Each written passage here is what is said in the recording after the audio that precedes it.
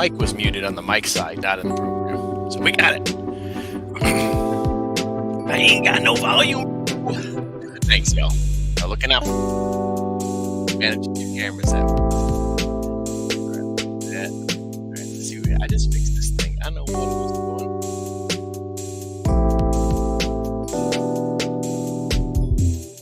What happened? Oh, there we go. Oh, man. Sounds good. Now with this one.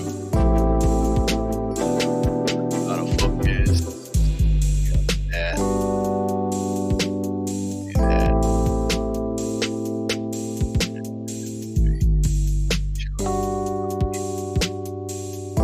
Dang, bro.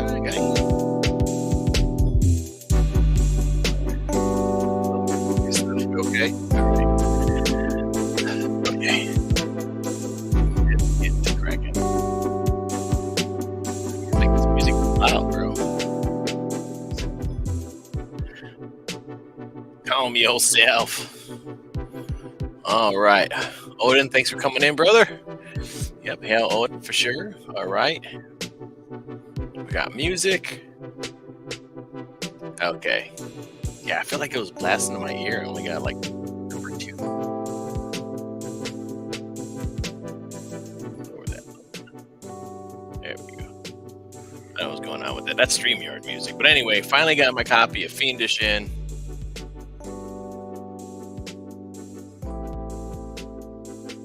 That's better. Boom. Okay. We did it. Okay. So we're going to unbox Fiendish and then work on some art. Kind of impromptu. I meant to put this out like hours ago. Andy says, can't believe you got your Fiendish book already. I'm so pumped for mine. It's going to take a while because I got the battle damage. I got like towards the end. I think I got it on the last day is when I got it. So I was like, let's get to close out. I said, no, bro, I got to get that. I got to get that. Cool. Oh, and then pop in after I do the unboxing. I'm just going to rip it apart real quick. Okay. So here we go. Nice package here. I don't know if this is a Gemini or not. I don't know the terms, but I think it is. So here we go. And let's see what edition I got.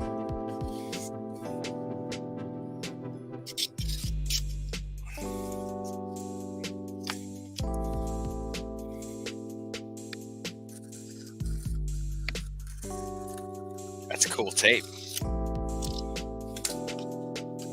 Very cool tape. Is this the front? I don't know. Let's see. There we go. Let's see. Can I make this big?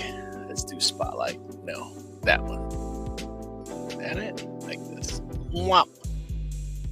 Boom, boom, boom, boom. Looks like it is a Gemini. Okay, cool.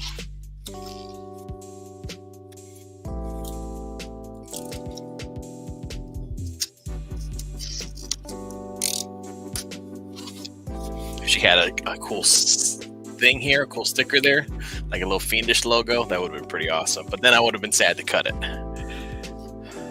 Ooh, boy. Ooh. There we go. There is the book. Man, that thing is gorgeous. I got the black and white. Oh, and I got cards too. Ooh, boy.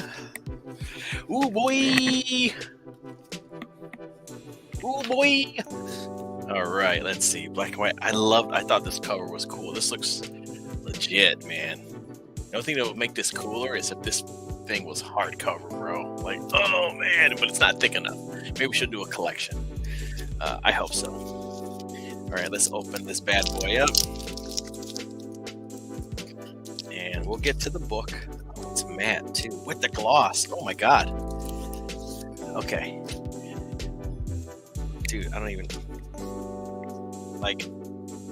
want to touch this. But somebody had, I think, Marini was probably eating lunch and boxing. I got chicken grease. That's was gonna say something that sounded that was gonna sound bad. Waifu residue. That's what that is. Yeah. I was gonna say waifu juice, but that just sounded so wrong, and I was trying not to. All right, so we'll come back to that. Oh, let's look at the back. Yeah, it is a matte. It is a matte with a gloss. The letters are gloss. Oh man, this is sharp. B Rose wrapped it for Rini. Ah, damn, B Rose. B Rose probably needs some chicken. All right, let's see what we got here. Oh, that's a cool one. Oh wow, look at this. This is neat. A little hidden message on there. Oh, they all don't have it. Okay. Cool. That's awesome. That's a new character. Chapter 2. Definitely got to sign up for that. I know that's. I don't think that's live, but I think they're doing the. Oh, and each one is. Oh, each card is in plastic. Dude. 2 axes. This guy's a G. You're a G if you wield 2 axes. I guess a G status. Elf chick card. That is Yomi of Cilia. This is Casimir of Dorvo. This is Iskel of Alstad. These are neat. And this is Devourer. Oh, dude, they got stats. Speed 50 feet, melee Sam. Oh, so this is like if you're playing a tabletop RPG. That's really cool. Awesome. What's going on here? Oh, this damn thing keeps hitting my thing. Eric Grant, what's up, Tards? What's up, you big homo? All right, let's take a look inside. This is again, I got the black and white one. Oh man, look at that. It's so clean, dude. Those lines are so crisp, man. Look at that, dude. Oh yeah, man. You know what? And I don't know how difficult this is to do. It's probably a pain in the ass.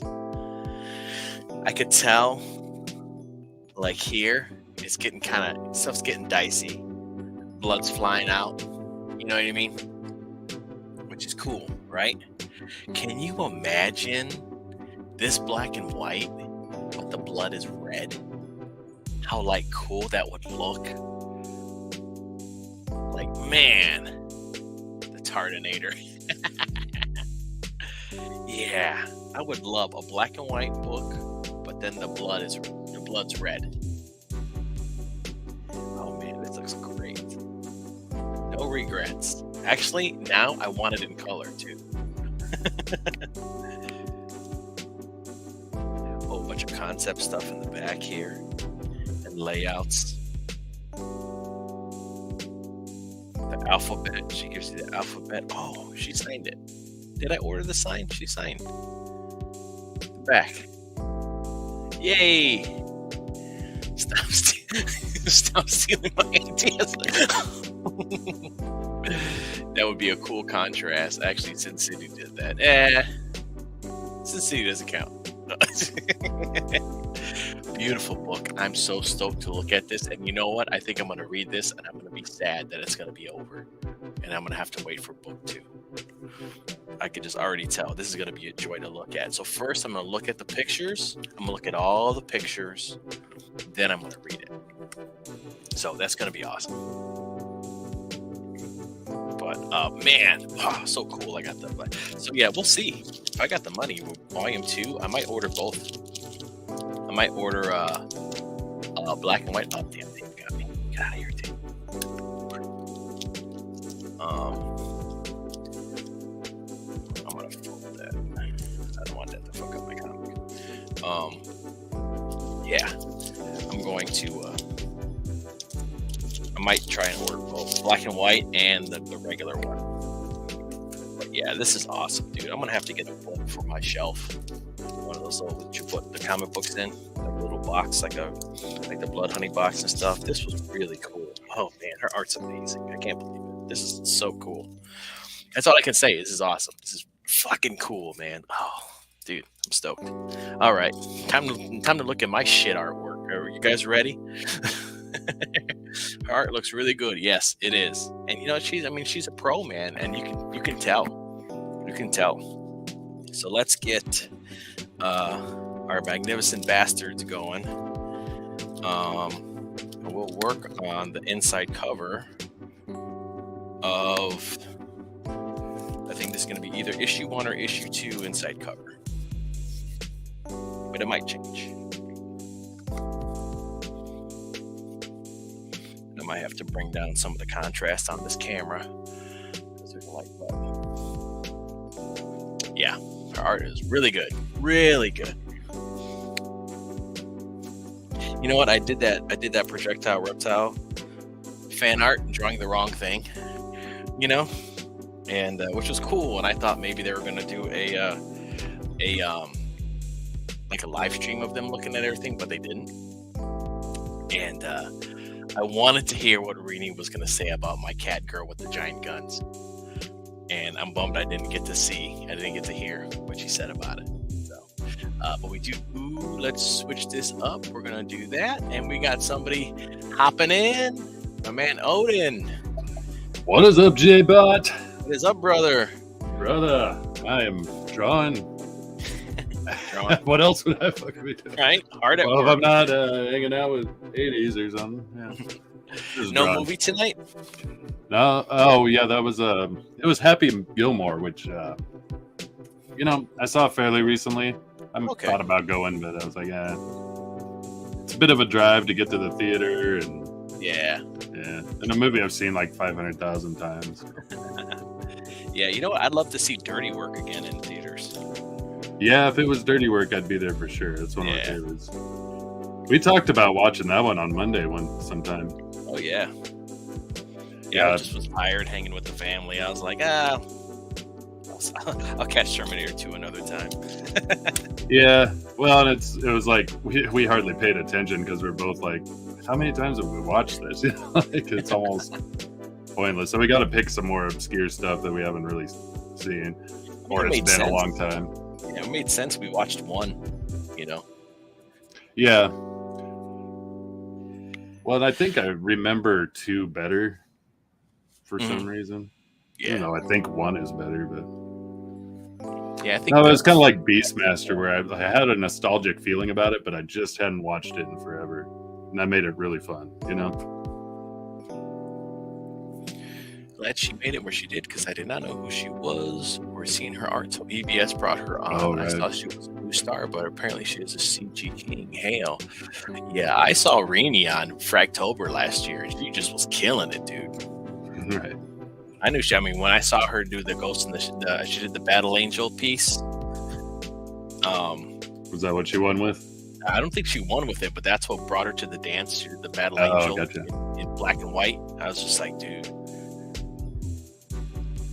Well, it's nice, you know, like, because some dudes get all weird about it. They're like, oh, they're just using their female charms to get famous or something. It's like, I wouldn't have got the goods, you know, like talent-wise. Yeah, exactly. You can never say that. Like, yeah, and she's extremely likable too, man. You know. Yeah. Well, all of it helps for sure. You know? Yeah. And that's probably why they were like, no hesitation to bring her on, like a big stream, you know. But yeah, looked like a great book. I mean, her stuff is really good. Like, it's not my normal style, but like the way she does it actually looks so much more dynamic than most with her style. Mm-hmm. So we can zoom this in a bit. So I'm doing like the most boring drawing part ever. Oh yeah. Speed lines, they're so much fun. Well, I gotta encircle this whole thing with speed lines and then darken in everything around it. So. Oh man. This is just tedious, mindless stuff. That's the magic nobody sees. That is true. make all the difference in the world adding this stuff. Let's see. Oh, that's. I don't even know what I got that one for.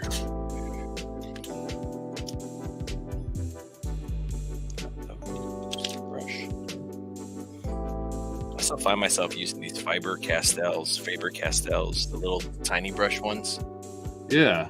I really like those. It's all about finding what works best for you, man. I gotta put more crackle. This needs more crackle. Yeah, I remember when you had it, I'm like, you just need more. I need more crackle. And I'm already getting sick of this music. Damn, bro. I didn't want to be the first to say it.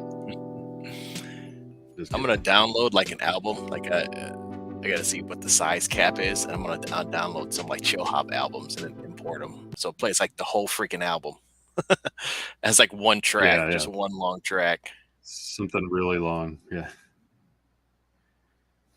Haven't heard the yeah, let me take this off. We'll shut the loop off. So this guy on YouTube called Botanic Sage does music mashups. Yeah. This guy's been doing like video game and like regular music mashups for like, man, probably like 10 years. And he did one where he grabbed like a Animal Crossing song. Okay. And Ice Cube. Nice. And we'll play it. Well, there you go. It's funny that you mentioned that. I was just, I was going to share it on Twitter. I forgot. But I was listening to Slayer and Ice-T from the Judgment Night soundtrack. Oh, wow. Yeah. But that old soundtrack was like a rock or metal band with a rapper hip-hop artist, like combined. So like all of it had this crazy dynamic to it. But the Slayer Ice-T one was really, really aggressive.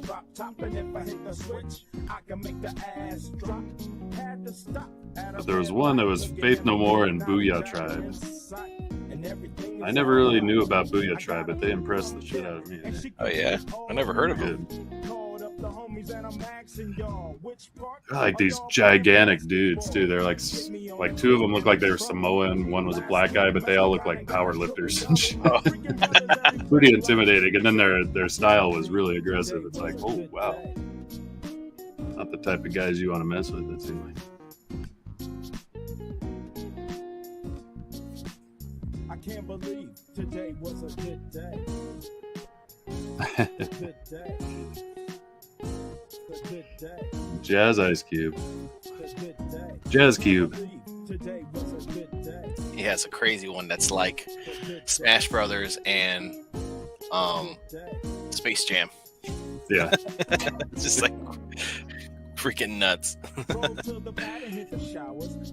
Knucking futz. Speed lines are turning out pretty good. So how exactly are you doing them? Like straight edge, and then are you going like thick to thin in one stroke, or are you like? Yeah, more or less. I mean, I'll ball it up on the thicker part where I want that. If I'm using the one I told you about, the Udenosuke, it's a lot easier to go thick to thin because it's an actual brush, so you just use pressure and then flick it at the end. But the microns, it's a lot harder, but they give me a better fine line. Yeah. So I actually have to like kind of draw in the thicker part. Yeah, I'm horrible with speed lines. I try and I just fail and I just black it out. There's that. I do that all the time. Don't worry. And it usually looks better, and I'm like, all right, fine.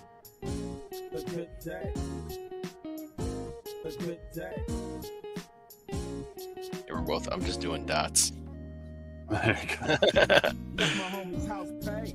I'm doing some lines, and you're doing dots. There you go. We gotta have somebody come in. Drew needs to come in and start doing squares when we set.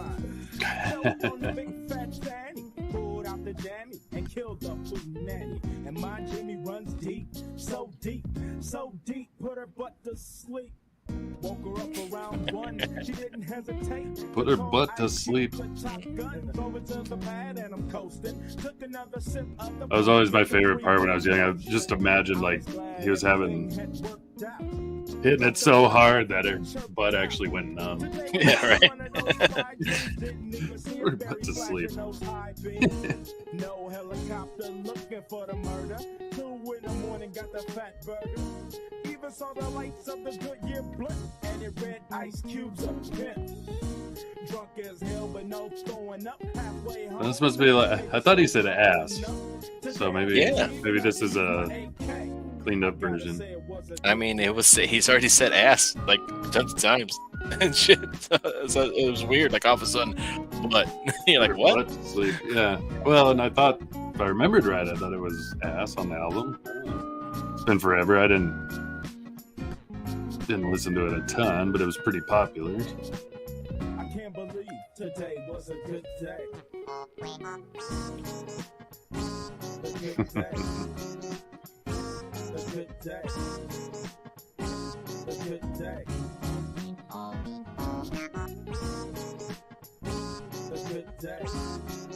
But you know, this is the stuff that people don't see. Me doing this for hours, you know.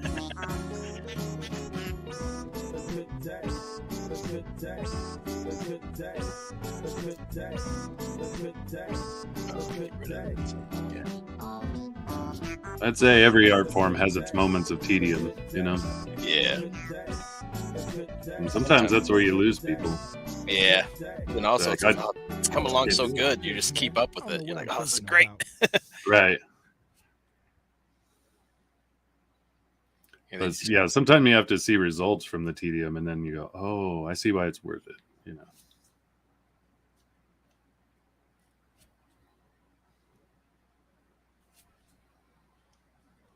And admittedly, I could be faster at this if I wasn't afraid to go fast.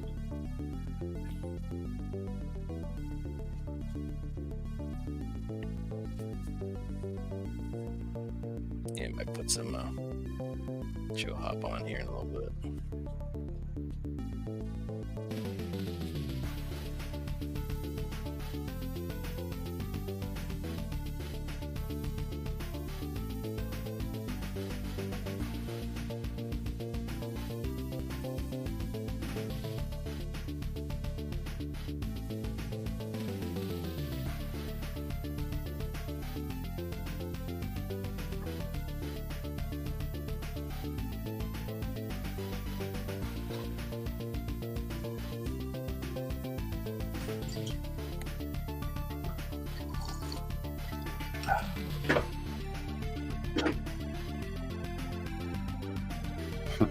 Actually kind of dig this, whatever it is.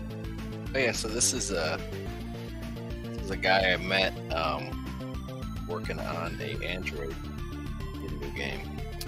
Oh, nice. Yeah, it sounds like background music to like an NES Genesis type game. Yeah, and all his stuff sounds like it comes straight out of a Genesis. Nice. So I was like, I'll put his stuff in there. His name's Dread, but it's spelled like J Red with two D's. Ah. Dread. Creative. It's kind of like Judge Dredd then. Yeah. But yeah, all this stuff sounds like Sega Genesis music. Yeah. Yeah, he found the synth effect. It's great.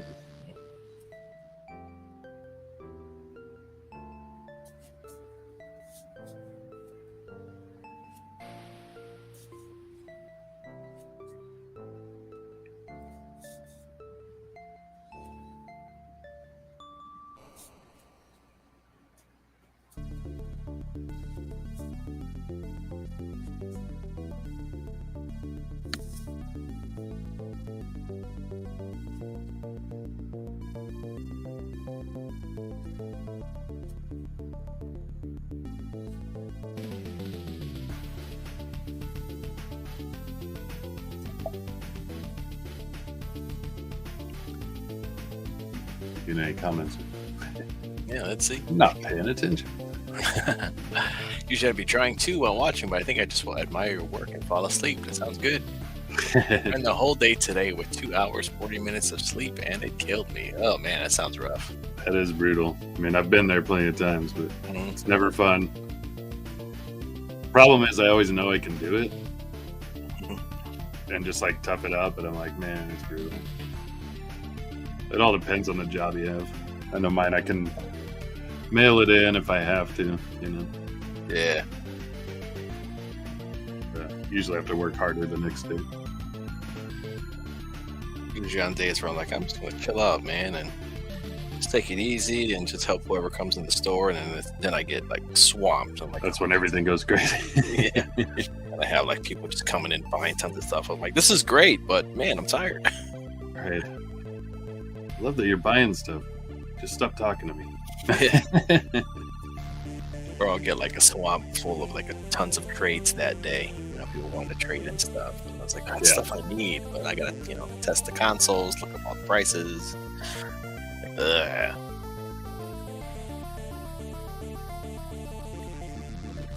This is turning out pretty good here. Well, it's kind of a cool gig you got there. Yeah. Sure, lots of people envy you. To a certain Yeah, I can't extent. complain. You know, I can't complain too much, honestly.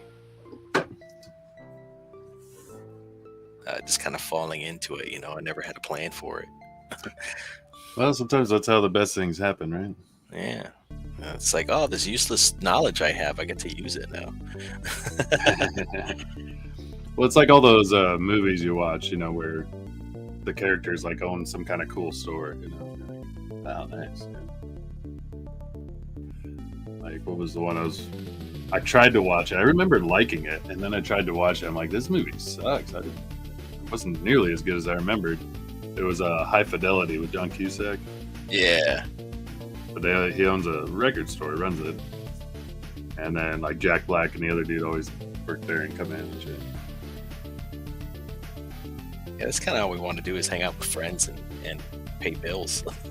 Yeah, no, I mean, it seems like a good idea, right? Yeah. Like mine's like a stuffy office and shit. Well, it's not that stuffy, but it's certainly not doing stuff that I have like a passion for. Of course, I developed a passion for it after doing it for 15 years almost. Yeah. Especially when you know you're good at it too. You're like, well, Yeah, that is true. Well, it is kind of cool because sometimes I do designs for retail packaging, and then I'll go into a store and be like, "Hey, look at that! there it is. There it is." Yeah. Yeah, it's cool. It's like every girl I've ever dated, they're always like, "Oh, I hate going to the store with you." So they'll ask me questions. I'm like, "Huh?" It's like studying packaging. Does it? I'm sorry. It's what I do. Has that ever impacted you buying a product where you're like, no, that package sucks. Get this one. This packaging's better. Possibly. Well, one time specifically, I was in, because most of my stuff shows up locally. You know, it's like local businesses that I do it for, and so it'll be in local stores. It's not usually abroad. Abroad. Yeah. But I was visiting Colorado, and I knew the company was from Denver that I designed for, but it was just cool. I went to the liquor store with my buddy, and it was this whiskey carrier, 3-pack carrier that I designed. And I saw it there, and the shit was expensive because I knew they were a high-end distillery, and I was like, I gotta get it because I just stumbled onto it randomly in Colorado, not expecting to. I forgot I designed it, you know. And then I'm like, I gotta buy it. It was like this little 3-pack. One was rye, one was bourbon, and one was what's the other one? Wheat. So 3 different kinds of whiskey, and I didn't even like any of them, oddly enough. These suck, but the package. Like I would have been just as happy buying a $10 bottle of Evan Williams or something. But like, just give me the box. Right. But it was cool to see it, and I was like, so that's one time I specifically bought on principle.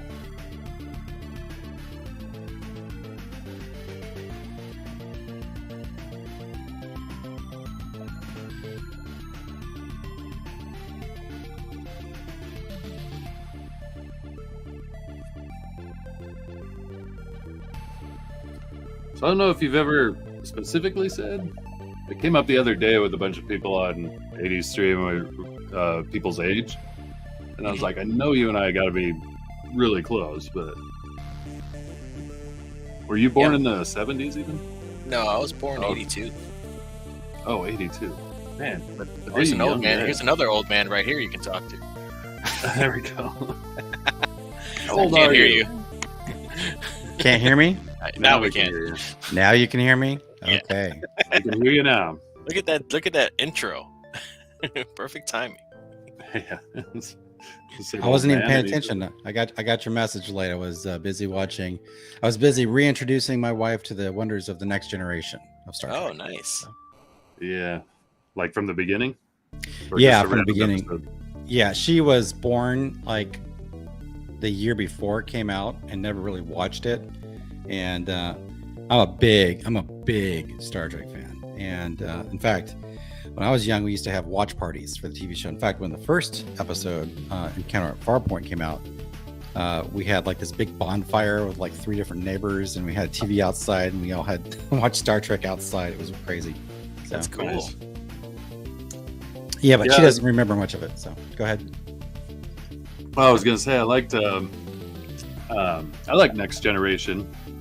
I think it goes. My favorite goes in backwards order. I liked the original the best, and then Next Generation. But I think there's a lot of ways I like Next Generation the most, but Mhm.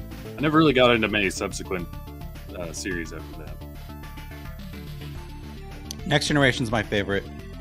I mean, I do like some of the other ones. I'm not a big DS9 fan. I do like Voyager. I think what it is I like actual Star Trek. I don't like Star Park, which is what DS9 is. Oh and yeah. And then I also like Star Trek being Star Trek nut lecturing you over the top. So, which is actually why. Actually, you know, the other thing is that with Discovery, I watched the first season of Discovery, and it just like it was like violating the entire spirit of what Star Trek is. You know, have you seen that show? They violate the Prime Directive. Yeah, well, no, they do that all the time anyway. But I love listening to the Red Letter Media guys talk about it because I never watch it, and I'm not a big Trek, Star Trek guy. But I love it hearing them talk about it and like their perspective on things. You know, you said Red Letters. yeah, Red Letter Media. Red Letter Media. I'm gonna look into that. So Yeah, they do a bunch of they just review movies, and they're pretty neat. They have a couple. I think they reviewed all the Star Wars, like they did The movies. the prequel trilogy. Then they did the new stuff, but they always review movies all the time. But they have like the show, what's it called?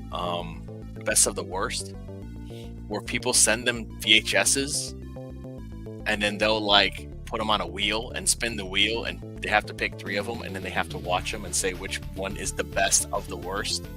Yeah.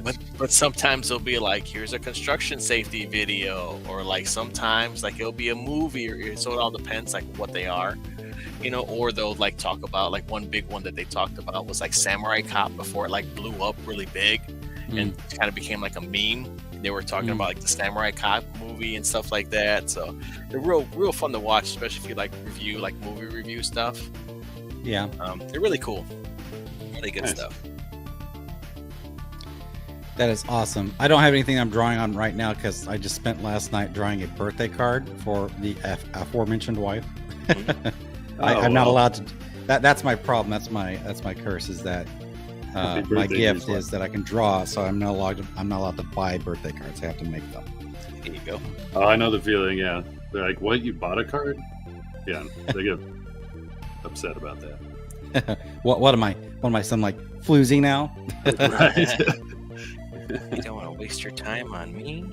Actually, what I did was I actually created actual cartoon characters, like her own little personal mascot, which it's a cute little animal, and she doesn't want me to show anybody. Oh, okay, that's cool. Well, If you come by my house, you'll see it, but other than that, it's like I'm not saying it's sexual. But No, it's just a cute little animal, but taste. she's like, this is just my personal little cartoon. I'm like, okay. That's awesome. oh, that's special for her. That's cool. I used to when I was married, and I did this for like the first 3 years of marriage. I like drew like a cool comic image of my wife, and it was like, and then they were color, they were full 11 by 17. Like, took me forever. Like pieces that I would sell for, several hundred at least, but it just took forever. And then after the third year, I'm like, I'm not going to make these for you every year anymore. Is that what happened? Yeah, that's why we're not married. Then it fell apart. That wasn't this deals here. Yeah. Although, you know, it's funny. I keep, every time I've gone to the comic shop the last 3 times, they've been giving me the stupid preview thing. And I don't even ask for it. I'm like, why is this bag so heavy? And I get home like, oh, it's Dan's lot again. But you know, I was looking at this art here, and I like Mark Bagley. He's a really great artist. Yeah. And this Spider-Man was just staring back at me like all night long. I was like, you know what? Screw it. I'm gonna start drawing Spider-Man. I'm gonna see if I can draw Spider-Man. It can't be that hard, right? Actually, it's not exactly as simple as you might expect it to be. So. Well, I've drawn him a few times, but yeah, he's easy in some ways. It's nice not to have to draw a face. I'll be like, cool. All right, I'm stopping with the webs. There we go. That's why I think they made so many like full mask characters, because they're like, hey, we don't have to draw the full face. True. Getting all the facial features can be, even though I like drawn faces, I'm just saying it's one of the harder things to grab. No, you're right. I mean, because like if you look at like the head on, right?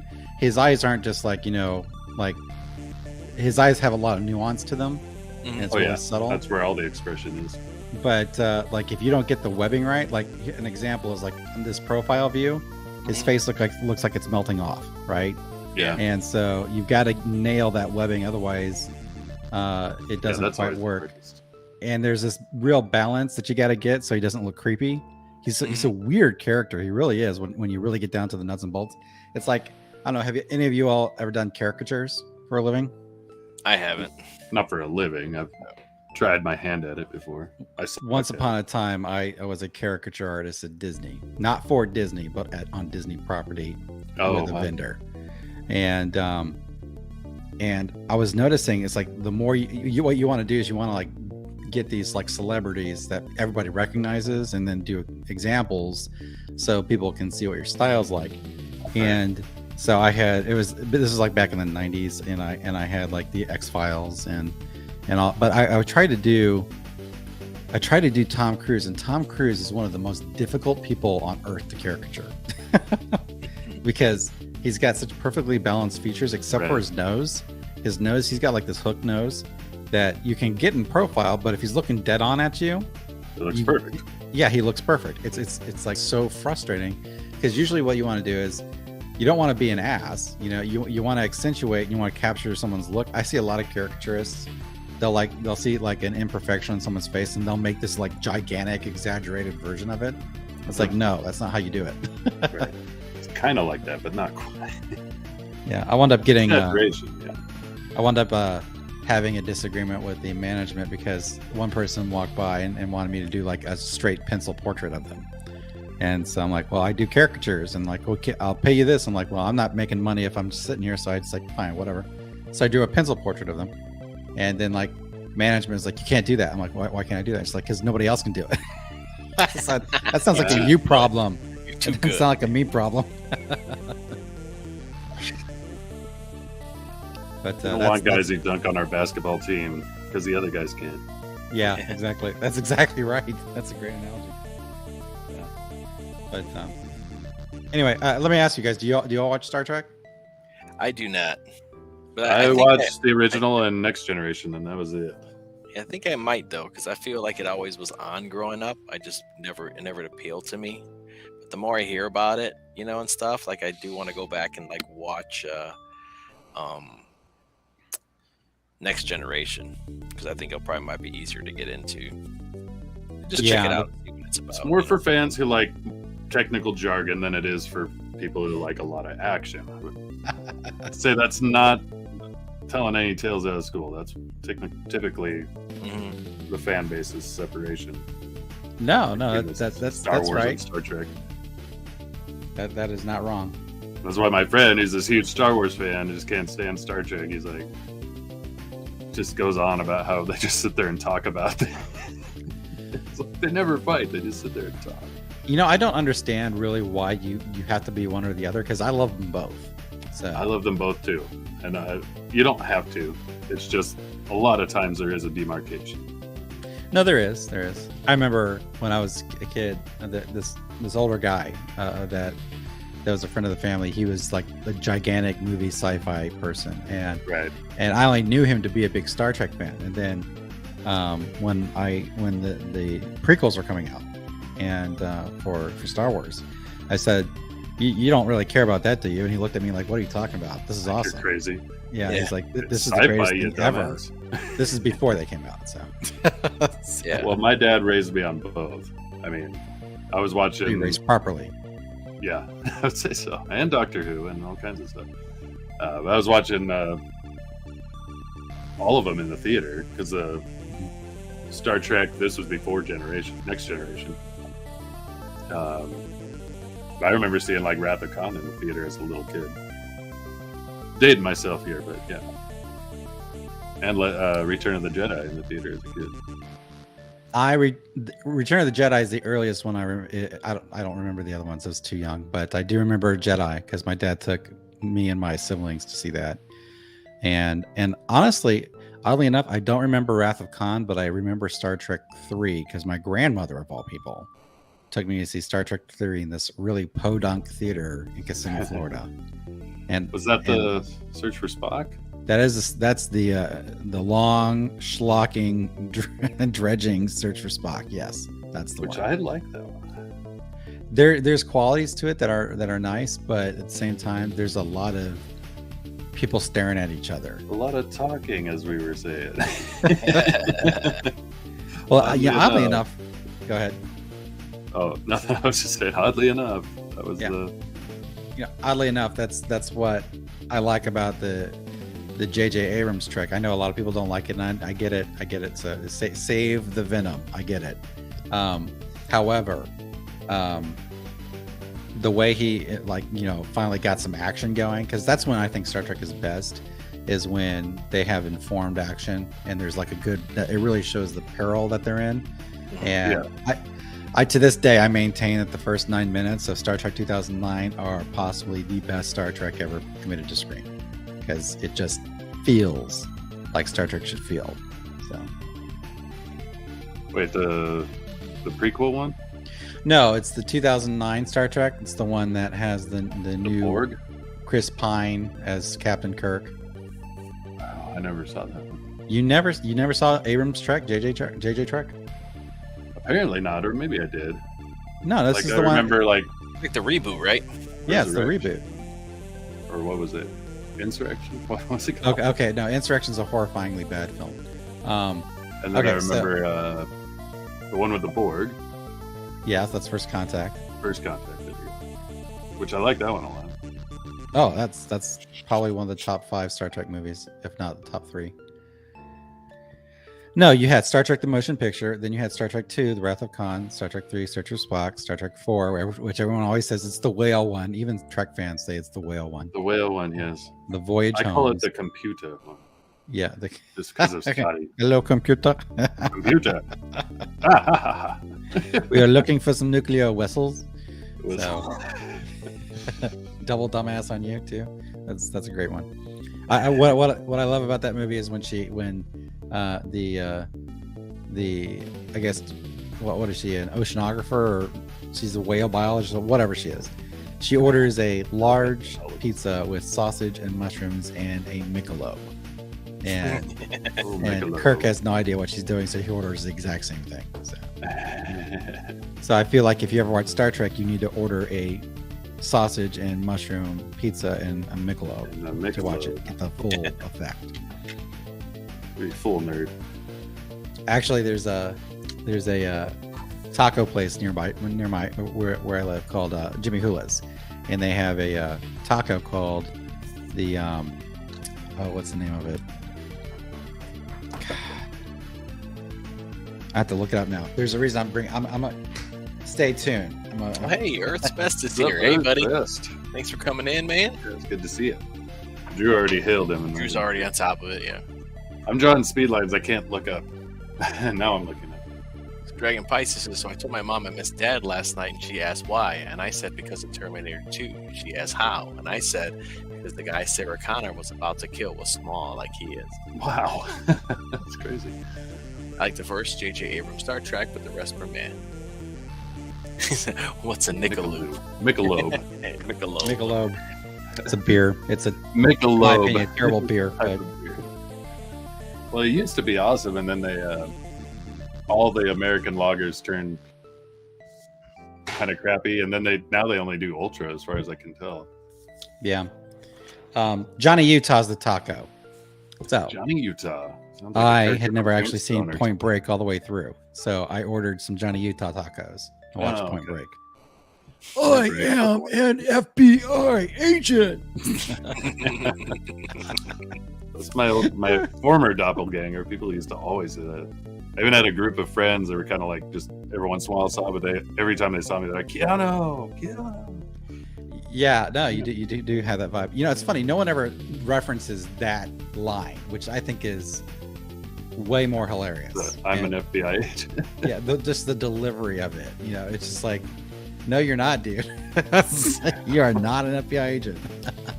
Maybe according to the screenplay, but that's the only place. You know, my favorite movie with him though is River's Edge. I've never seen that. It's yeah, I mean it's not for everybody, but he was actually really, that's like in my opinion his best acting performance. Really? And, yeah, and Dennis Hopper was in it. He was great. Crispin Glover was hilarious. Oh, wow. Oh, so there's a movie with Crispin Glover, Dennis Hopper, and Keanu Reeves. Oh, wow. The River's Wow, okay. Edge. Mine And it's has a been kind blown. of a, I wouldn't say it's a comedy, even though I laugh at a lot of stuff, mostly because of Crispin Glover and Dennis Hopper. But it's kind of a dark 80s movie, you know, about some high school kids who, well, I don't know if you want to see it, so maybe I'll just not spoil it. Well, you know, I think I might look into that. That'll be another one of those. Drew watches a movie alone because his wife doesn't want to watch that. So. Yeah. Like I said, it's not for everybody, but, again, as far as Keanu Reeves acting, I think he was really on point. It was kind of that space between Speed and Matrix, or before those two, but after Bill and Ted's, so somewhere in that middle ground. Before he became the Hollywood hunk, and he was also back then Ted, you know. Yeah. Somewhere in between, he did River's Edge, where he could still play a high school kid. You know, oddly, I think that Speed is actually one of his best acting jobs because he was like totally playing against type in that role for the first time. Yeah. I'm like, I remember looking at him like, I'm like, this is like the Bill and Ted guy. Well, and I thought the same thing with Matrix for a lot of reasons, but that Matrix came out after Speed, so we'd already kind of like set the tone that he could do something besides silly comedy and stuff. Anyway, Dragon Pice. Right back, gentlemen. Sorry, go ahead. I'm sorry. I was just saying I'll be right back. Okay. So, Again, if I talk too much, tell me to shut up. So, because You're good, man. You're good. I tend to go off. Dragon Pisces says he likes the first J.J. Abrams Star Trek, but the rest were meh. And you are correct. The rest were meh. But, you know, honestly, I think they did. I think they did an honestly good effort in the second one. I know a lot of people hate it, and there's lots of reasons why they hate it. But I think that they were honestly, legitimately trying to do a great movie, and it just didn't quite work out the way they wanted it to.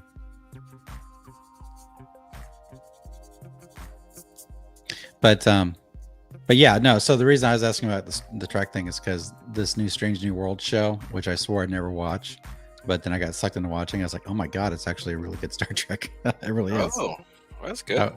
I couldn't believe it. So. Is that also Dragon on Pipe. Paramount, or is that on something that was Discovery? Yeah, that's on Paramount. Actually, what happened was we were watching Next Generation, and my wife says, "Oh, what's this?" And I was like, "Oh," and I stopped myself because normally I go off on, "Oh, this is them doing blah blah blah," and they're pissing all over Star Trek, blah blah blah. But I said, you know what? My wife's a bit of a normie, so I said, you know what? Let's watch this and let's see what you think. I'm not going to say anything because if you recall, or you may not, one of the big controversies amongst people like us and fans is that they use idiotic January 6th footage in the opening episode, and it's like, I really do not need that in Star Trek. You know, I just don't. And so a lot of people were like put off by it, and then Anson Mount, who's the star of the show as Captain Pike, Christopher Pike, was like, "Oh no, I didn't really. That's not what we're trying to go for." I'm like, "Okay, well that's fine, but you're an actor, and I don't really care." So I wasn't gonna watch it. I was like, I even told someone on Twitter, I don't watch shows that try to lecture me about current events, and so it turns out that that's literally the only thing that's remotely objectionable in the show. And not only that, the last episode of the season, which is, it's only 10 episodes, but the last episode may just be one of the very best episodes of Star Trek ever made. Oh wow. It's astounding. They do a lot of callbacks to the original series because there was, hey, Indie Wrestling Aces, if you're not familiar with it, and you probably aren't since you're not a Star Trek fan, Star Trek was originally a pilot that was ordered by NBC. They ordered the first pilot for it, and they had cast Jeffrey Hunter, who was Jesus in King of Kings back in the 60s and the 50s. And so they did this pilot, and it had Spock, it had Leonard Nimoy as Spock, it had Jeffrey Hunter as Captain Christopher Pike, and it had Majel Barrett, I think that's how you pronounce her name, Jim Roddenberry's wife, eventual wife, as number one in the show. And NBC ordered the pilot, and they did not like the pilot, but they liked the concept, and so they thought that maybe the reason why the pilot wasn't good was because they had the wrong script. So they did the very unusual thing. They ordered a second pilot for Star Trek, and so they had contracted Jeffrey Hunter as Pike for the pilot, and then he was obligated to go to series with them. He would star in the series, but he was not contracted to do another pilot. And so at that time, he was given the option, do I want to do another pilot? And he wanted to go back to doing movies. So they wrote out the character and just shot a new pilot with William Shatner as James T. Kirk, the new captain. And that pilot was ordered to series. And that's what you see as the original Star Trek, and the rest is history. But this show, Strange New Worlds, is about Christopher Pike's Enterprise. So it's about the Enterprise. It's almost as if they took the first pilot and then they just made a series straight out of that pilot. That's almost the way it is. And so they do a lot of references to the original series, and they do right by it. So I'm actually really, I can't believe I'm saying it. Picard and Discovery and Lower Decks can still F off as far as I'm concerned, but Strange New Worlds is a different kind of animal. And this season is good. I mean, I'm not going to make any guarantees that next season it's not going to go off the rails. But if you want to watch this season of it, if you have got Paramount Plus and you're a Star Trek fan, I highly recommend it. Nice. I used to have the Paramount channel, but that was only for the Twilight Zone episodes. I got it for the. I saw these clips of this Godfather TV show, on YouTube, and it's like, damn it, this is gonna make me. I'm gonna subscribe to it just to watch the show, and so I did. I said, whatever, it's $9. I'll just this month I'll subscribe, and I'll just binge the show because it was completed at the time. It's an amazing show. If you like shows that are based on real events about like movie and Hollywood stuff, the Offer, which is about the making of The Godfather, is just an absolutely astounding achievement for television. I cannot recommend it highly enough. And so and then I went to cancel it, and they said, oh, we'll give you 2 months for like $5 a month. And then it's like, oh, this will be enough time to watch Next Generation. So then we got roped into it. So we'll see. I might keep it a couple more months, but dang, those are two really good shows. I mean, damn good shows. So, well, I'm pretty sure it was Paramount that if you wanted to, you could also watch the old Twilight Zone episodes. I believe so. I'm pretty sure CBS. So what are you guys working on? I come in here and start talking about all this other garbage. It looks like got speed lines. It looks like we got. Is that a manatee? It's a walrus. It's a walrus. Nice. It's the cover to Yeah, Magnificent Bastards, right? Yeah, it's going to be the inside cover, either issue 1 or 2, which is neat. Of what?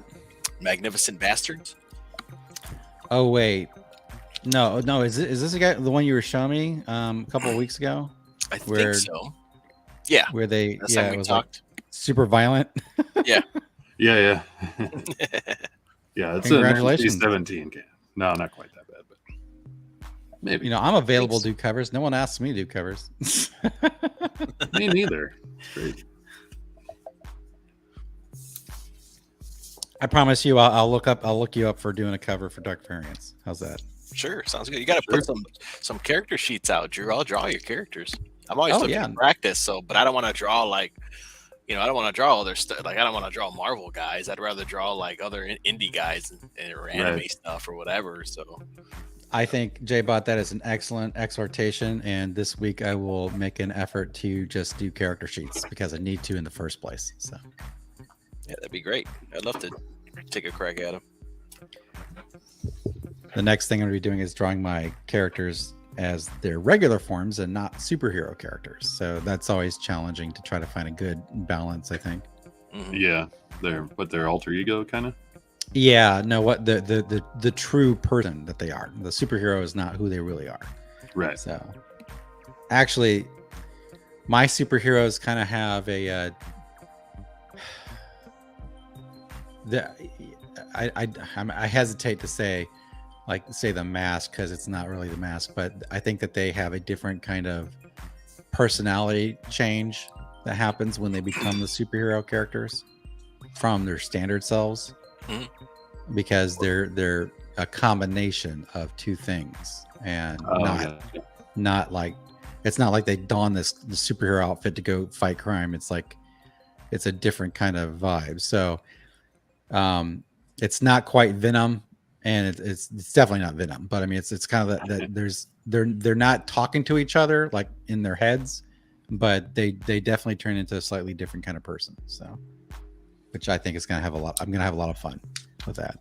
Nice, dude. I love what you're doing with that. I love watching anybody with a micron and one of these rulers. The floppies. The floppy graph rulers. What I mean, I love them. I wish they were a little sturdier because sometimes, just a little too floppy. But yeah, no, they're great just to be able to see your perspective lines and draw. I love these things. I have about the tiny one. Parallel and perpendicular lines off it. Yeah, those are so good. Everybody, whip your rulers out. Yeah, I'm gonna get my rulers. I got a tiny one, got 6-inch. See, by the way, one of my college textbooks on graphics. Congratulations! Awesome. Heck yeah, man! Study, learn, anything you can. And this is my other weapon of choice. Yeah, the 18-inch ruler. Has Drew met James? You talking about Broken Compass? Yeah, I'm imagining because you're bringing up Magnificent Bastards. Yeah. So yeah, James, who streams with us on 80s a lot, has Broken Compass Comics, and he's the one who created and wrote Magnificent Bastards. Nice. I have not met James. I don't think I've met James. You would know if you did, I guess. You would know, yeah. Yeah, I don't go on 80s Made. 80s doesn't give me links anymore because I didn't go on the show. So, which is, I mean, he's got a good show. I'm very happy for him, but I think I talk too much on his show. Oh. Well, it's hard because he's such a talker, but James is on there, and James is a fucking talker too. So then I just throw in things every once in a while. And JBot, when you're on there, you just go quiet. I'm like, come on, man. Put something in the fire. Maybe I'll invite James onto my own stream. So yeah, and ask him about his hyper-violent walrus magnum opus. Yeah, the actual concept, as he explained it in depth to me, which I can't share, obviously, but is fantastic. And it's gonna be a lot of fun, especially as it gets going beyond just the first issue. But yeah, it's a cool, much layered kind of story. Okay. Well, it's kind of got this surface element of like violence and walrus and. Let me ask you guys. Deeper than that. Yeah, have either of you read The Lucent? I have not. Bancroft's book. Me neither. Yeah, it's funny because I read it and I'm gonna do a review of it. I owe this guy a review because Michael's just an awesome dude. But anyway, it's funny. Yeah. I was reading the book and I was talking to Michael Oden, not this Oden, but Right. Michael Oden of The Embrace. Ogden, And- if you ask Mo. I'm sorry, what? I said Ogden, if you ask Mo. It's always Yeah. And then when I came into the world of everything, he's like, "Well, now you have a real reason to change your name to Ogden." No, I was talking to him. I was Sorry, like, no. do you understand this part of this thing or this? Because I always like talk behind the scenes with him about it because I've talked with him about books a lot. Yeah, And knowledgeable dude. and he's like, oh yeah, well, this is what he's trying to do because he said this, that, the other thing. I'm like, I have not watched every minute of Bancroft's streams, so if Right. if you want to tell me that, oh, this is what he was trying to do because he said this like 3 years ago on a stream, I'm not following that. So, and he's like, so don't you get this part? Don't you see what he's doing? I'm like, no, Michael, I don't. I really don't. So that's one of the reasons I actually haven't reviewed a book yet because I want to make sure that because I'm a pretty smart guy that I fully understand it and I haven't quite understood it. There are some things I'm like, oh, what's going on here? So, but Well, I've heard definitely from a writing aspect that a lot of people really dug it, and so I'm always weird about being a Johnny come lately on stuff. So I'm like, I should get to that, and then I just usually never do. I mean, I look, you can't tell me that I'm not a fan. I've got it up on my bookshelf. So Well, yeah, I see it now. I got Star Circuit as well. So that's Do you think this needs a thicker outline just around the perimeter of the Well, walrus?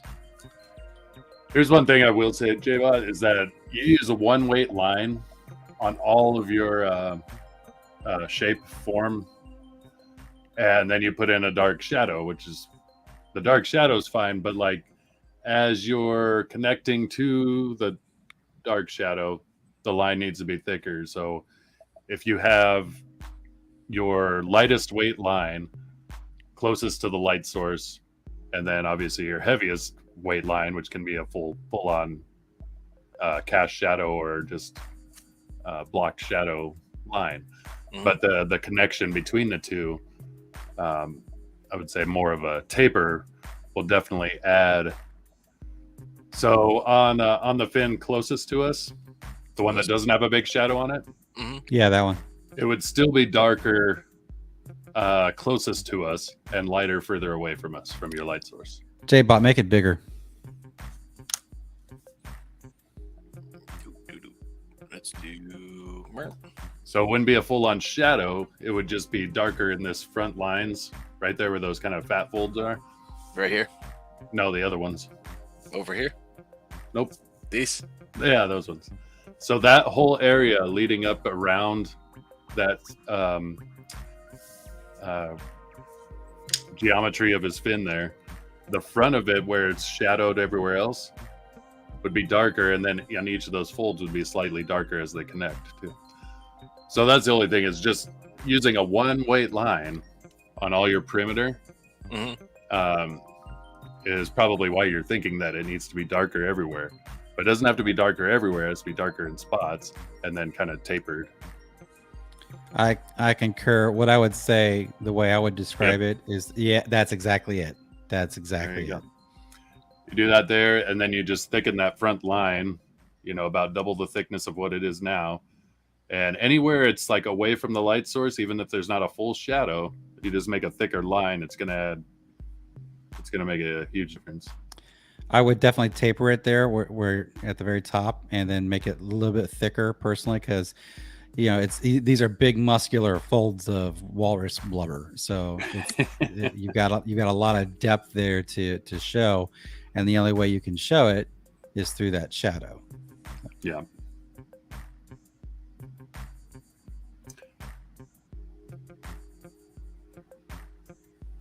So I will say that everything looks super clean, and it's your style to make it super clean. But in doing that, like I said, you've used one line weight for everything that isn't a thick shadow, and so I don't know if you can tell that already made like a huge difference. Oh yeah, okay. So they But wanna even put- even as it wraps around the front, closest to his tusk, Mhm. no. So where the fat folds that you just did, right here. yeah. So just to the left of that or right of it, depending on how you're looking at it, the actual fin, Okay. right there. So that whole area, until it kind of tapers back behind him, should be a darker line. Right here. Correct. The man knows his business. And by the way, I freaking love your Kirby crackle that you got going on here. Oh yeah. Oh, cool. Thanks, man. I was like, it needs some crackle in this. Snap, crackle, makes it pop. Yeah, no, and I mean those are just little things that are just going to make a huge difference to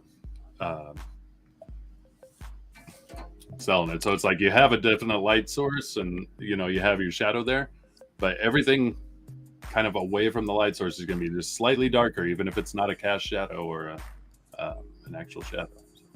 Yeah, you want to get that depth there. So yeah, but that brings them out a little bit more, and you want to be careful with it because you do have that style, like Odin was saying, but just don't gild the lily too much. Just Well, that's bring it true. out. Don't gild the lily too much. I like that. I love his eyes. You got the Yeah, so the this expression on Lucy, that's the walrus name, on her face is amazing. Yeah. That's what my wife said. I love the face. Yeah, you captured a look that it's kind of a look of confusion, like why is this guy writing me? Every time I see her, she just has like this blank expression, like, yeah, I'm a walrus. Yeah, I think that's the whole point. Like the walrus comes out of nowhere, and you're like, what the heck? So it's I've got to got have a, this weird blank expression. Anyway, sorry. No, it's great. I got a manatee that I draw that's similar, and it's like you're crushing it, like Odin says. I should shut up because Odin's really smart about this stuff. I don't know. I know a few things. There we go. I booted myself by accident. I like the stirrup, by the way. Yeah, right there. Oh yeah.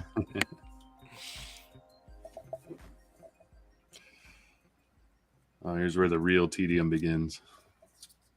Uh-oh. Don't screw it up, dude. Don't let that ruler slide because I know how well they slide. Well, for this one, it's less important because this is really just connecting it to a black background. Mm-hmm. So I'm mostly just having to do something to connect the speed lines without just making it like a black outline, So it's got to kind of taper into the blackness behind it. So this is really just almost kind of dry brush because it's this hard brush tip. Mm. Oh, that's nice. That's a nice effect you can get with that. A lot of people, they get to a point, there's like, oh, my marker's dry now, I'm going to toss this. No. Everything has a purpose. That's true. I keep ones that are dry on purpose. This one's actually not dry, but the way I'm flicking it at the end is kind of a dry brush effect. So I'll still use this pen for actual drawing.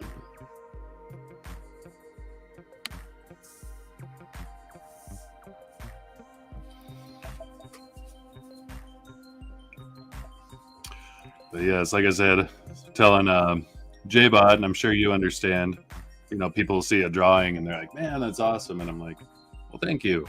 But you have no idea how many lonely hours I sit here doing this. Well, usually when I draw, I just like get on a playlist of music that I really like and I just jam to it. I find if I'm listening to music that I really, really, really like, I feel kind of like I'm almost drawing a music video to it. So right.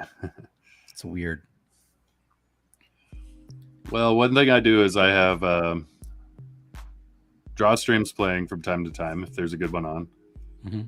Or I'll watch a movie that I don't have to pay super close. I don't have to watch.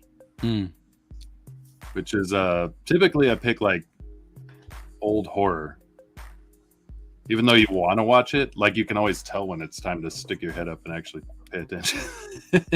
Yeah, you know what I like to do. I like your idea. What I do is I get an entire franchise, and Oh yeah. like I'll just put them on back to back to back to back. So There you go. remember, I've done that with Batman, the original Batman movies. Yeah. I did it with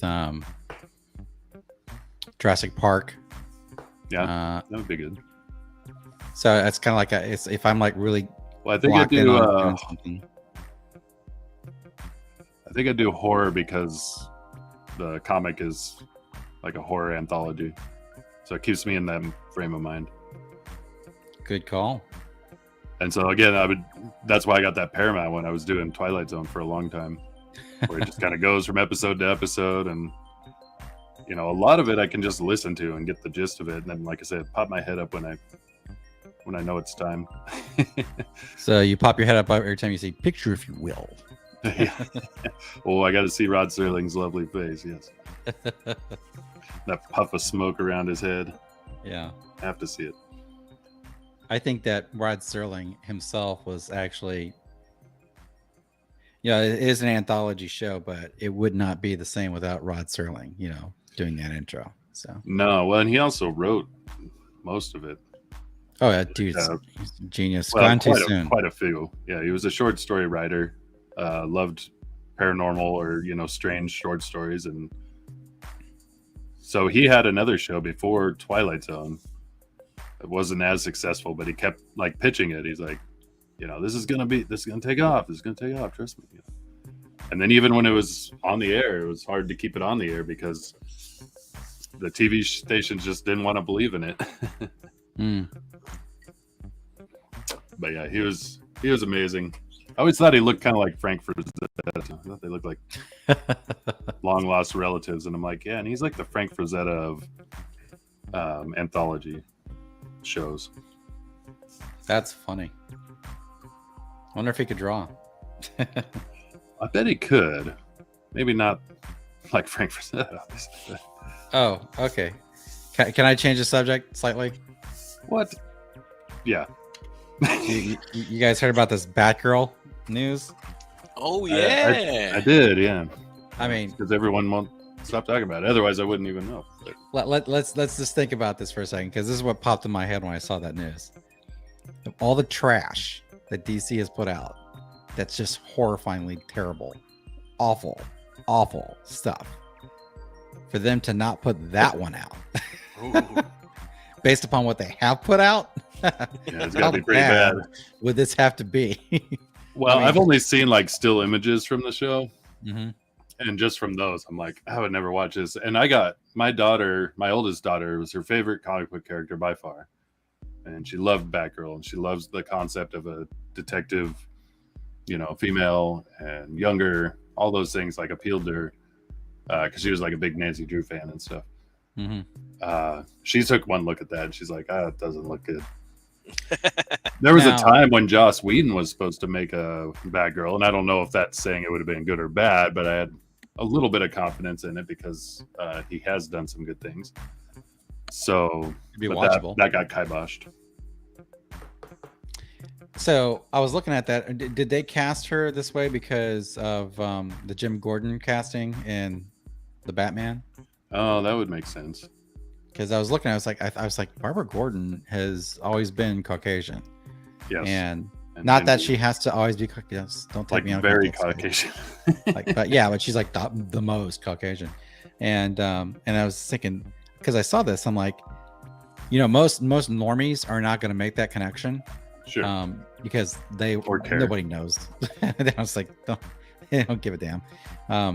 But I wonder if that in that test screening that may have been a problem because of what people expect to see from Batgirl. So yeah, I wonder if she was established enough that even normies would say, I'm kind of turned off, and it's not anything racist. It's just what it is when you're used to. So like Nick Fury, most people didn't know who he was. Yeah, I didn't care. I grew up with him, so I was kind of like, it doesn't look like that, and where's his white locks, that strand of white in his hair. Yeah. That's what I was always picturing. And, I kind of warmed up on it. I was like, whatever. It is what it is. But yeah, most people didn't know again, normies didn't know who Nick Fury even was. Mm-hmm. So no sweat off their sack. But I think Batgirl was established enough that they were like, maybe that was a thing. Where they're like, that's not Batgirl. Well, was Batgirl on the original TV show, the '60s show? I think she No. showed up later. I don't even think she was created back then. You don't think so? She was. But she was in the animated series. She was in the OG show. And she. I don't know if she's Batgirl? Batgirl or No. Batwoman. Yeah. That was Batwoman. Yeah. Batwoman was in there. I don't think Batgirl was. I don't even know if she was created back then. Maybe I'm wrong. I could be wrong. With the I just- purple and I the don't yellow think she was- gloves and stuff. Yeah, but Batwoman had the same costume basically. That's what I'm saying. Whatever Batgirl or Batwoman was in the '60s. Right. You know. Yeah, I'm pretty sure Batwoman was in, but they are different. Batgirl is Commissioner Gordon's daughter. Yvonne Craig played Batgirl in the TV show. Yeah, Oh, there you okay. go. Yvonne Craig. That's the iconic purple and yellow outfit, which by the way looks hot. Right, AF. it's like I'm great. sorry. It does. It's great. Yeah, she was a smoke show. And then Alicia Silverstone in that much regrettable film, but it was Well, still yes, Alicia I do remember Silverstone. that one. Everybody got like here. Everybody wears a helmet except Batgirl. Okay. Everyone's got nipples on the costume except for Batgirl. Except the one we wanted to see. Wanted to see those kids suckling nipples, and we didn't get. We George got to Clooney's see got the dude nips. nipples. Chris O'Connell's got the nips. Now Alicia Silverstone. I wonder Yeah. why that might be. No, I saw that. Opportunist. Yeah, that movie, that Batgirl movie, is directed by the Bad Boys Forever directors. I think there are two buddies, or maybe they're brothers. So and that movie wasn't that bad. I didn't even remember. I forgot that thing came out. I never saw it. Yeah. It did pretty well, actually. Believe it Yeah, or it not. was a big thing. Now that Will Smith's going around slapping people, though, it's not going to be a thing much longer. So That poor Except poor it man. fits the character, right? That actually seems more like the Bad Boys movie. that does, but not from a box office standpoint. Did So you see his apology? I don't care. yeah, me neither. I'm like, I only caught it because YouTube was playing and these other guys were reacting to it. That I usually watch their reactions to comedy stuff, but I don't think that it was think- weird. Yeah, no, that's the thing. I don't think that It's got some issues. I don't think that men should, if you do something like that, you should just own it, and and say, that's my bad, or but do this apology video. You apologize the day after or something. No, you maybe. apologize. If You you're, go if you're to gonna, but like a month later, 2 months Yeah. later, whatever it is. Yeah. No, Like, it's a little. no. What weird. you do for everybody's watching, pro tip on being a man. If you do someone dirty like that, you should go to them in private, in person, and apologize. If you're going to apologize. From what I understand, he did, and Chris Rock was like, "Nah, man, fuck you." Yeah, he didn't want Yeah. to talk to him. So he he didn't said, want- "Nah, he you- didn't nah, want That's, you that's got the it." way it is. So Yeah. And then Yeah. you just Well, let it there go. you go. All right, but no, Well, he I has tried. to. That's all it you is know, to it. yeah. Yeah, it has nothing to do with the world and everything. Like, you don't have to apologize. I guess he was apologizing to the Academy and stuff like that, which that makes sense too.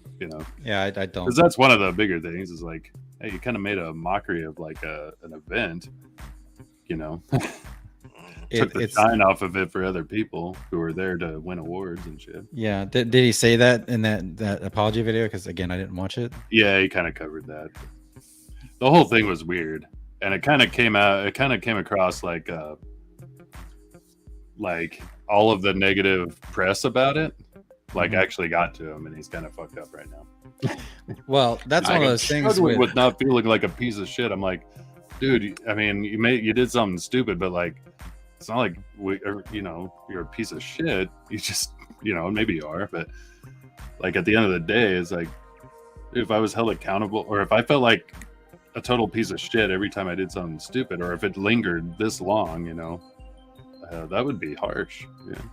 Yeah. he was famous for not wanting to do sequels because he was like, he had this image of the will. He was what he's doing. He was Tom Cruising it. Tom Cruise would only do certain kinds of films and wouldn't. Right. That's the reason he never did Top Gun sequel forever.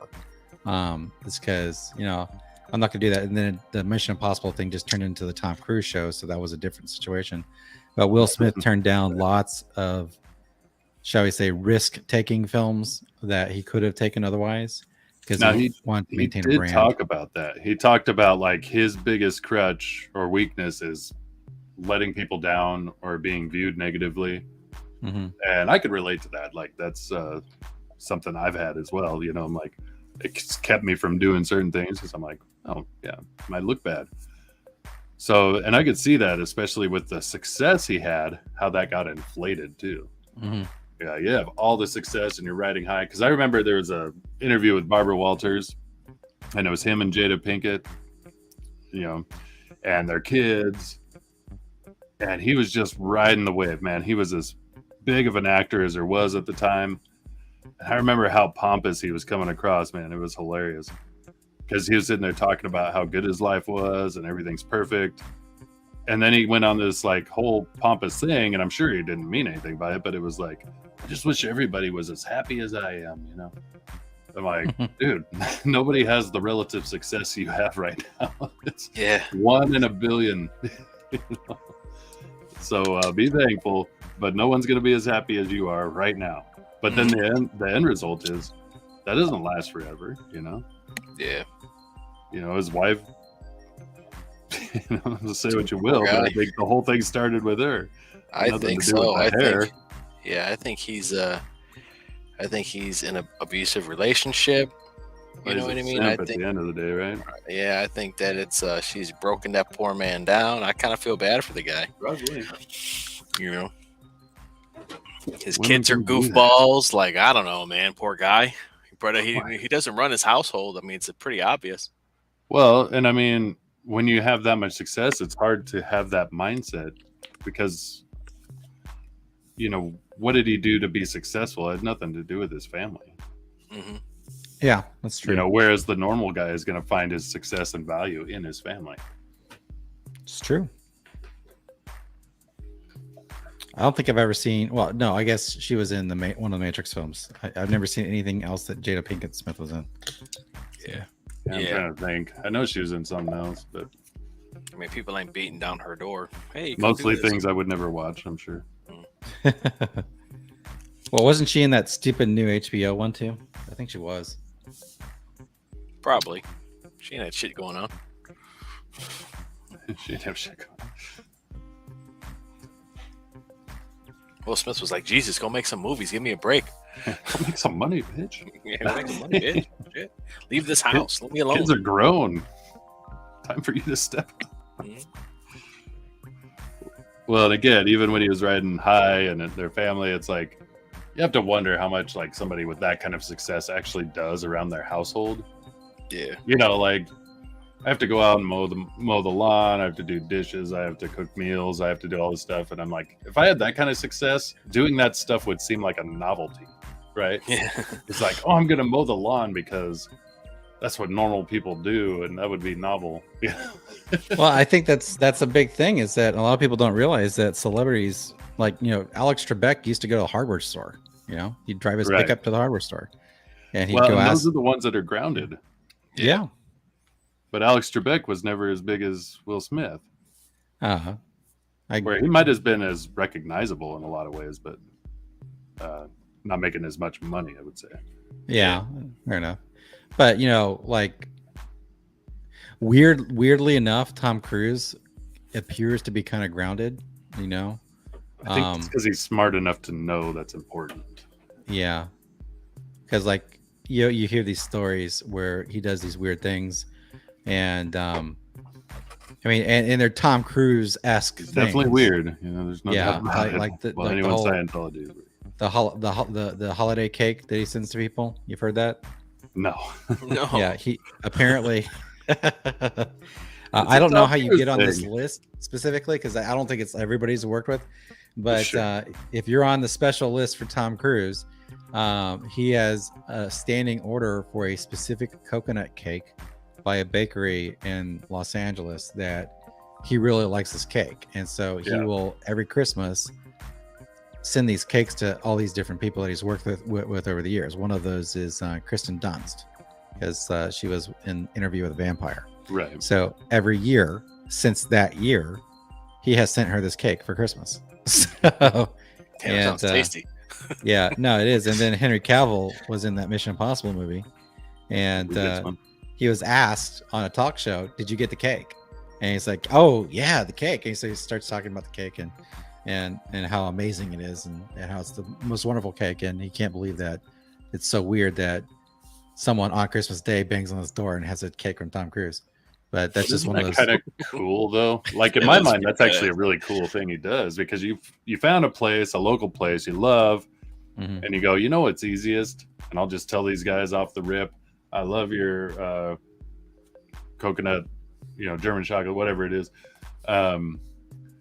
Here's what I'm going to do. Every Christmas, I'm going to commission you guys to make it as my Christmas gift to all these people I know. Mhm. That's pretty cool. I remember yeah, going so- and delivering pies to the fire station in Corpus Christi one time. This was Thanksgiving, and we had like tons of extra food.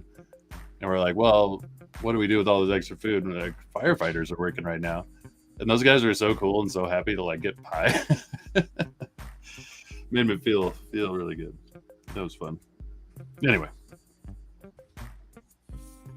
Dragon Pisces has said that he's in the camp that he wants the actor to look like the character, or look like the character can play the actor. That's true. And but to be fair, the event was already marked rate, meaning the Academy Awards was Will Smith's wife in Gotham City. Gotham show. I don't know.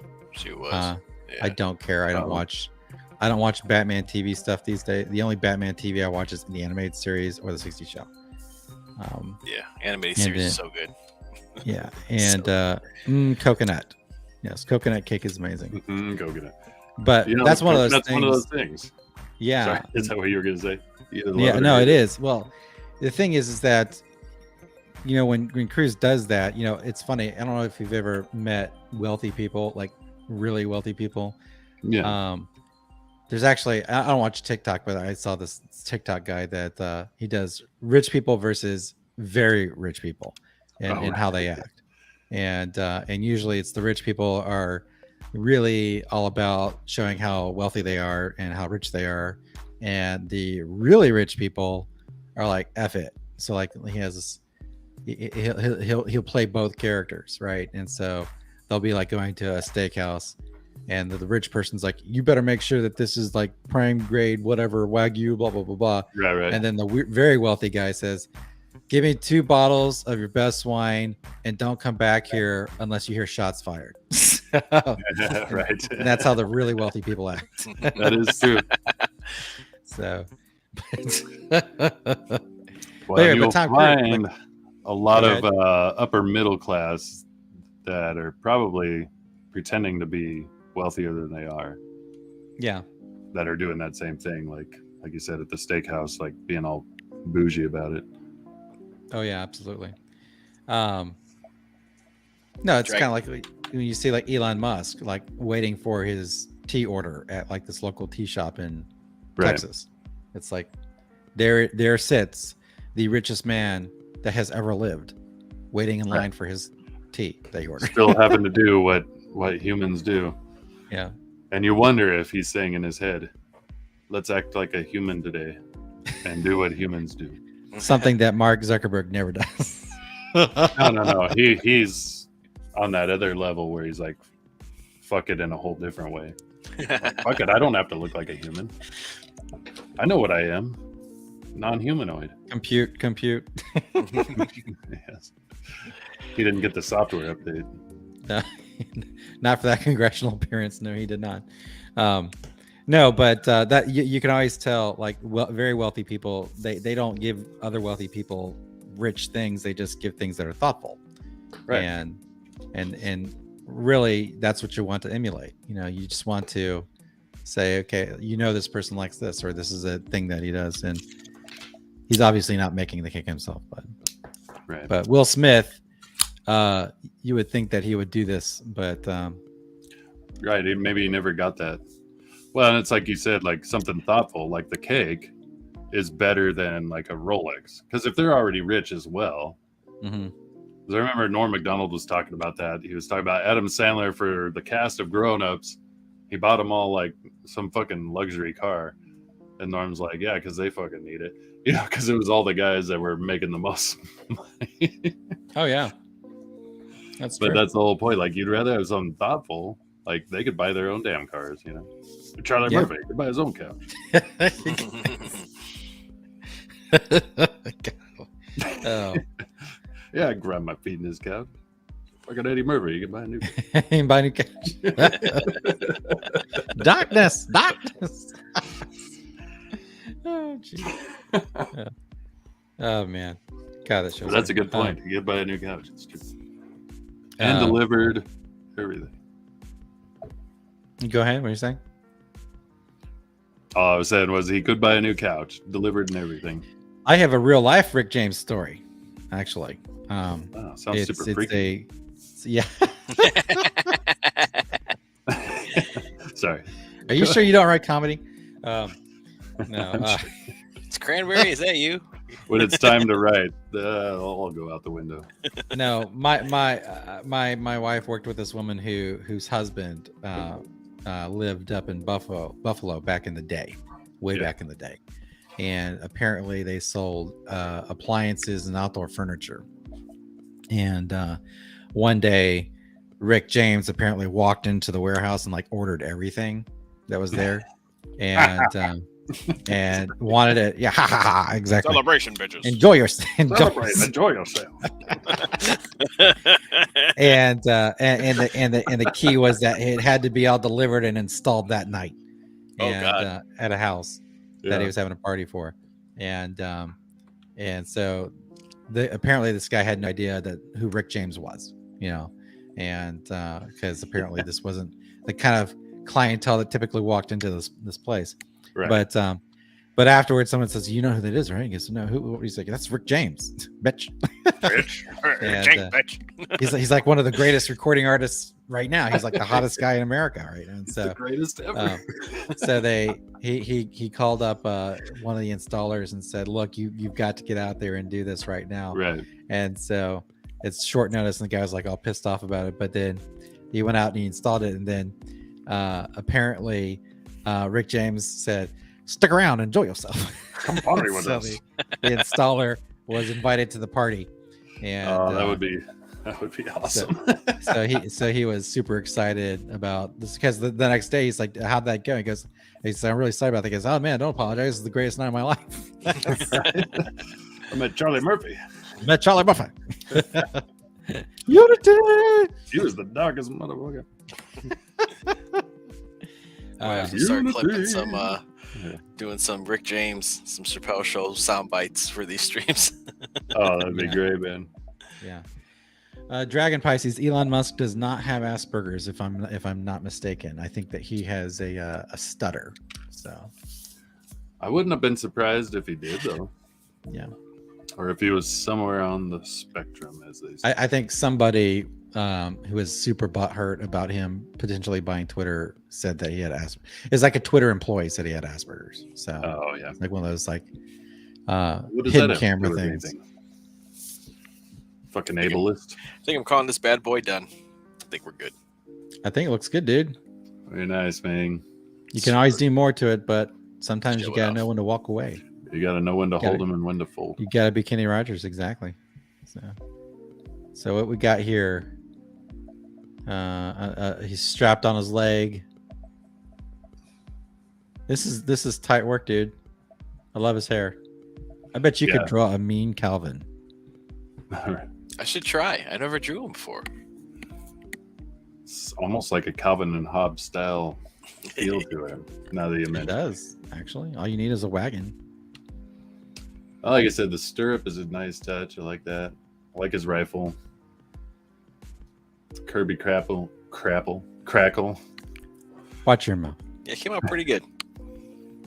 And I got the blue lines here too, which is cool. Ooh. Oh yeah, you saved that. Yeah, I did I traced the inks, so that worked out pretty good. So how does this work out? Did they just say, "Hey, JBot, can you do some art for me"? Is that how it goes, or? Yeah, he pretty much just DM'd me on Twitter. Nice. I said, "Sure, man." And this wasn't even what it was supposed to be. I was supposed to be doing something else, and I was like, "Well, I want to practice." So I started doing this one because originally it was going to be a stuffy of those little stuffed animal walrus, like in like a pool of blood or something, you know. So I drew that, And I drew a thumbnail or whatever, like a half sheet of paper. Did 2 of them. The second one turned out pretty cool, and I was like, okay. And then I was like, all right. Then I saw I had this in my head, and I was like, I'm gonna draw this. So then I just started drawing it because I just wanted to, just practice, get some work in and stuff. And he's like, yeah, we're gonna do that one instead. I said, okay, cool. Have you ever seen Red Dwarf, JBot? No. The British sci-fi comedy Red Dwarf? No. I've not even heard of it myself. Yeah, You guys man, have never heard of that. Well, that's a homework assignment. I mean, I can't recommend anything enough as I can recommend Red Dwarf. It is my favorite show by far. Really?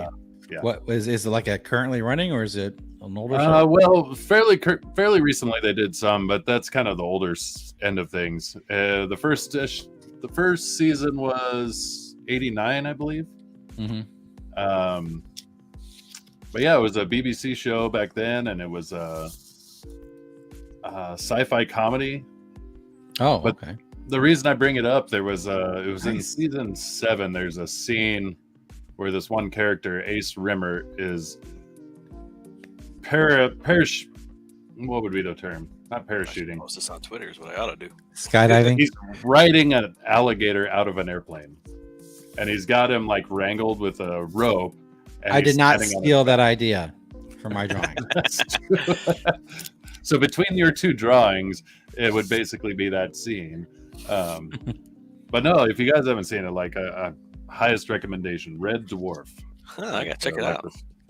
Star. Yeah. Okay, so hold up here. You got blue lines, and then you got inks, and yes, but you weren't on the blue lines. Were you on a light? You weren't on a light board, were you? I'm guessing he was on the light board. Just not now. Yeah, not now. No. Well, So you were doing touch up. Okay. Yeah. So what I did was I put this on the light board, put this one over it, and then did the inks directly on that. See, that's my method, dude. That's how you got to do it. I ripped it straight from you. Smart way. I was like, that's a great idea. I'm stealing that shit. I've never tried that. Are you serious? Yeah. Yeah. No, when that way. See, you do that stream with the Fetty cup. Oh yeah. Yeah. No, that's how you do it, because now you got a record. Now you know what you're thinking, and now how it turned out, and you got 2 sets of art. If you decide you want to sell it. Yeah, I got 2 now. So yeah, no, I did this with the blue line and all the shading and stuff, and I still like my blue lines better than my inks, though. That's the way it is. It's like your first love for the drawing. Mm-hmm. It's like so funny. I do pencils on stuff, but I do very little, and I draw with ink so much that I'm like, oh, I would hate my pencils without the inks. That is a tight blue line, dude. That is really sharp. Yeah, no, this is really came up pretty good.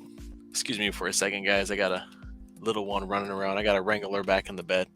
Okay. Go. Let's make sure I shut off the right camera because I'm running 2 browsers.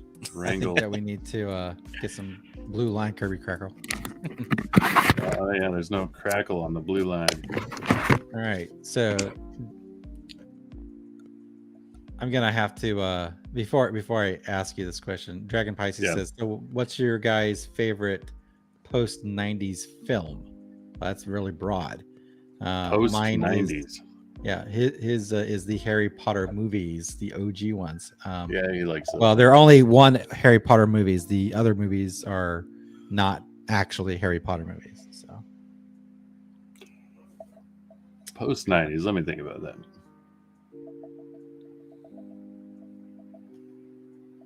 Well, for me, yeah, my favorite movie ever is The Lord of the Rings, and that's post 90s. So there you go. That is a good I count all 3 as one movie because it's a continuous story. Yeah. Which is your favorite of the 3, if you could? My favorite of 3, I'm in the minority. My favorite of the 3 is The Fellowship of the Ring, because to me, that whole sequence at the very end where you have everything's falling apart. That's when you find out what they're really made of. Yeah. And what's real, all the different bickering, all the different fighting that goes on. When it really hits the fan, Frodo's like, I'm going to do this. And Sam's like, you're not going to do it by yourself. I'm going to do this. And then and then Merry and Pippin sacrifice themselves so that Frodo can go free, and Boromir has that amazing last stand, and Legolas is just badass Legolas, and Gimli's awesome, and Aragorn's like looking at him, and Aragorn knows he doesn't have to tell them, he just knows what Frodo needs to do, and then he makes that executive decision: we're going to go save the other hobbits. And the music is just amazing. And you know, it's just it's just a really, to me, actually the Fellowship of the Ring to me is like comfort movie for me, Right. because you know, a lot of people like say, oh, it's a bunch of walking. I'm like, no, it's not walking, it's enjoying the moment. That's what this is. And I saw that movie. Go ahead. I was just gonna say, I always hear from soldiers this reality that like the soldier's life is a lot of sitting around, and then all of a sudden insanity hits and you have to be ready, you know. So as much as there is that, like, that makes it feel almost more authentic as far as how the reality of the situation is, you know. You go, oh, do you have to show that in a movie?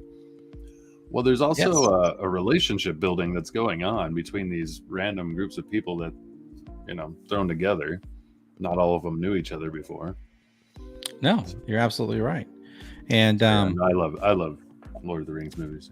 I went to see the Fellowship of the Ring 9 times in its initial run, because it was just one of these movies where I could go and I could just relax and I could just chill, you know. And it was and it's a long movie, but like when they're just like, you know, hanging out with each other, I mean, it's like, I don't know if you've ever is there a movie for you that when you're really stressed out, it just really takes the edge off for you and you can just kind of relax when you're watching it, kind of get lost into it? Is there anything like that for you? Yeah, I mean, for me, most of that stuff, like to take the edge off, has to be like super lighthearted. So I always go comedy, like Three Amigos or something that's like, there's nothing like nefarious or evil in it. You know, even the bad guys are just so funny that they're great, you know. So when I'm feeling like I need something to decompress, I go towards that. Yeah. To answer Dragon's question, though, I don't know for sure, because I would probably change my answer given on any given day, but I really liked Prometheus, the Alien movie. Oh my God. I found the one guy. I found the one. There you go. Why? Okay, so fair question. Why Prometheus? Well, it's the only Alien one that came out after the 2000s. Okay. So it answers that question. Okay, but there you go. Fair. When I first saw it, it drew me in with the atmosphere, the feeling of that planet, like sucked me in. And I can agree. I can totally. I will allow that. I'll allow it. I'll allow it. You'll judge Judy. I'll allow that. I couldn't get over where I was like, "Hey, you're the map guy. You're gonna navigate these caves. Cool, man. What happens? Fuck, I'm lost." Okay. I'm not gonna piss all over that movie, because if I start, I will never stop. So I mean, and I was like, "Come on, man." Here's the one. I will say the one thing about this. Yeah. No, I'm. Who takes a drink from someone who just stuck their finger in it? He didn't see that. It looked. I mean, right in front of his face. It's like, here. And he was here, also really my finger drunk. in this. Here, take this drink. I'm like, why are you doing that? So, Did you take your? I'd be like, did you take your finger in your asshole, bro? Before you take this drink. I mean, he was really to drunk. me, it's like too. suspicious. It's like, why are you splashing my drink with your finger, alien or android guy? So okay, watch it again. The guy was smashed. Okay, all right. He would never have noticed. Yeah. I will take your word for it, because I am not going to put myself through that again. So, but I'm glad you liked the movie. Super drunk. It wasn't bad. Well, and I liked bad, you know, Michael Fassbender as David. I thought he was. Michael Fassbender is brilliant. So. Yeah, he was. Some things one of the biggest reasons why I loved it, actually. Yeah. I feel like they had. I don't know. They like had. I don't know what it was, but it was like the map guy getting lost. What's this? Let's put our face in the egg.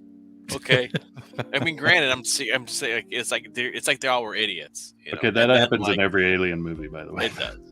But then it's like, hey, let me run in a straight line from this tumbling fucking spaceship. Yeah, that one got me. She's just like 10 minutes, bro. I'm like, come on, man. I mean, you know what? Honestly, you might have. I mean, I know it's Ridley Scott, but if you would have gave it to maybe somebody a newer director, or somebody that might be a little bit not so, maybe more competent, they probably could have turned it into something a little bit better and not have those glaring issues with it. It was okay. It was okay. But I mean, if I had to pick, of course, if you have to pick, it's going to be Aliens and an Alien for me. Well, the question from Dragon Pisces was your favorite post. What do you say? Yeah, post 90. Well, I guess post 90s could be even broad. Like, I didn't even think about that. I was going post 2000, so after the 90s. That's how I saw it though too. I'm thinking 2000. And I will say, like, for me, like plot holes and weird stuff like that, I don't pick up on that stuff. Like, for me, it's always aesthetic and mood. Yeah. So if the music and the visuals get me going, like I'll get lost in it so much that I don't see all the other stuff. Yeah, that's understandable. I mean, it looked great. It was cool. Had awesome concepts. I could totally understand that. My follow-up would be The Dark Knight. And so, JBot, it's your turn. What's your favorite post-90s movie? Oh, God. For our audience. I'm trying to think what the hell I saw. I know. You're that guy. I think that's why he's asking, is because all we talk about is pre-2000 stuff most of the time. Fair. I'm gonna have to see what movies I own. I'll be like, okay, yeah, that's fair.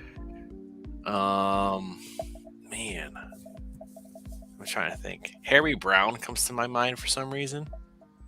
Harry, what? I don't even know that. It's a little movie with Michael Caine, and he's living in England, and this is after probably like Batman Begins, Dark Knight, and again, it's just the first one that popped in my head. I don't know if it's my favorite. I have no idea. But what I remember, so pretty much like he's an old man living in this neighborhood. He's been living in the neighborhood forever. I think it was maybe around the time of Gran Torino. It might have been before it. But pretty much like, but it has, I think his wife dies, or his wife, some thugs harass his wife or some shit, and then she dies or whatever. Or like it's something to where like pretty much is like, I'm gonna kill these dirtbags that live in my neighborhood, and that's pretty much what he does. And I remember reading a quote about Michael Caine was that when you see people and when they shoot blanks, a lot of actors flinch. But Michael Caine is fucking stone cold, and he doesn't flinch when he pulls the trigger. And it was just like, damn, bro. Odin, let me hear your Michael Caine, because I don't want to do it. You do a good one. Oh, you want me to do? Yeah, well, here's my impersonation of Michael Caine as a little kid in elementary school. I like to eat paste. That's awesome. I've got a Sean Connery that I do too. It's Sean Connery if he was ordering spaghetti at a restaurant. So ask me if I want spaghetti. Like you're a waiter. Mr. Connery, would you like to order the spaghetti? Yes. That's my Sean Connery ordering spaghetti. Yes, quite. Camera. Yes. Quite so. Actually, Mr. Sean Connery, I wanted to ask you about that panel there that you got. That's below the one that you or above, really, the one you're working on. How did you get that effect? How did you do that? A lot of white pen because I wasn't satisfied with the effect of, because I was doing a very similar effect of the speed lines, and so then I used white pen. See, that's what I was wondering. I was wondering if you did the speed lines and then just like filled in the black around with a marker. Oh yeah. So it's the basic same thing, because from here, that's why I was doing this effect that after all the speed lines, adding this darker element is so that I can color in, and that's going to color in all the way around. And it was very similar in this one. Now, as far as I wish I would have done something different here, but I'm not going to change it. But yeah, that's the ideas. It looks good. Black to speed line. The way to do it is to use this kind of dry brush effect at the edge of the speed line, so it connects to a black area. So everything outside of the thing is black. So then when you color it in, which I won't use this to color it in, but Yeah. Does your hand cramp up when you're doing your inks? No, not much. I mean, I was drawing this card last night. Go ahead. There's been times it kind of depends on what I'm doing. Something like this, it doesn't. Yeah, I haven't had it cramp up on me in a long time, which is weird because I broke this knuckle here. That's my pinky. Punching something. Oh, yikes! Yeah, so it's like the bone is like that, you know, it'd be like this normally, but it went, and it never got set.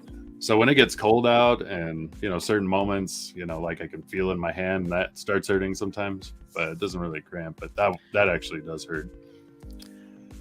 Felt like a moron because I'm like, my drawing hand. Yeah, I try. That's one of those things. Like I've trained myself. It's like when I start hitting a level of pissed offness, it's like walk away because yeah, I've gotten there now. But took some Hulk moments to learn. I like to play bullet chess, right? And bullet chess goes so fast, and then you're trying. It's like you're gonna not do something. You know, I'm not gonna make this move. I'm not gonna make this move. Like bam, you do it muscle anyway. memory. You make the move, and it's like, and I'm like, damn it, that's my drawing hand, and I'm like, I hope I didn't hurt my hand. So. Yeah, well, I hate that feeling when you. No, I had my oldest brother's the worst, and he's actually like he's like the most laid back dude I know. But if you play video games with him, like the whole thing fucking changes. He turns into like literally like the Hulk. He's just like screaming and breaking things. Like I remember him throwing his controller at my head and stuff. Like when we were growing up, it was nuts. And yeah, like for the most part, everyone who knows him is like, he's such a mellow dude. No, I know a guy who broke his hand playing Halo, and he is one of the most mellow guys, and he has a very highly responsible job that he does. So, yep. Oh, you got hockey in the chat. Oh, hey. Good day.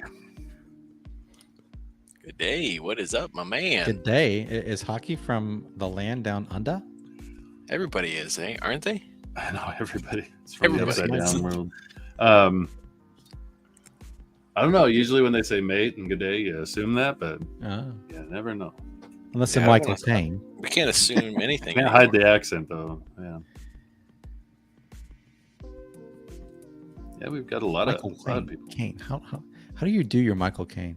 You did a good job. Anyway. The impersonation. I don't know. Dragon Pisces says he only likes 3 DCEU movies: Man of Steel, Wonder Woman, and the Suicide Squad sequel. That is 3 more than I like. But I'm glad you like it. Just about to say this. Oh well.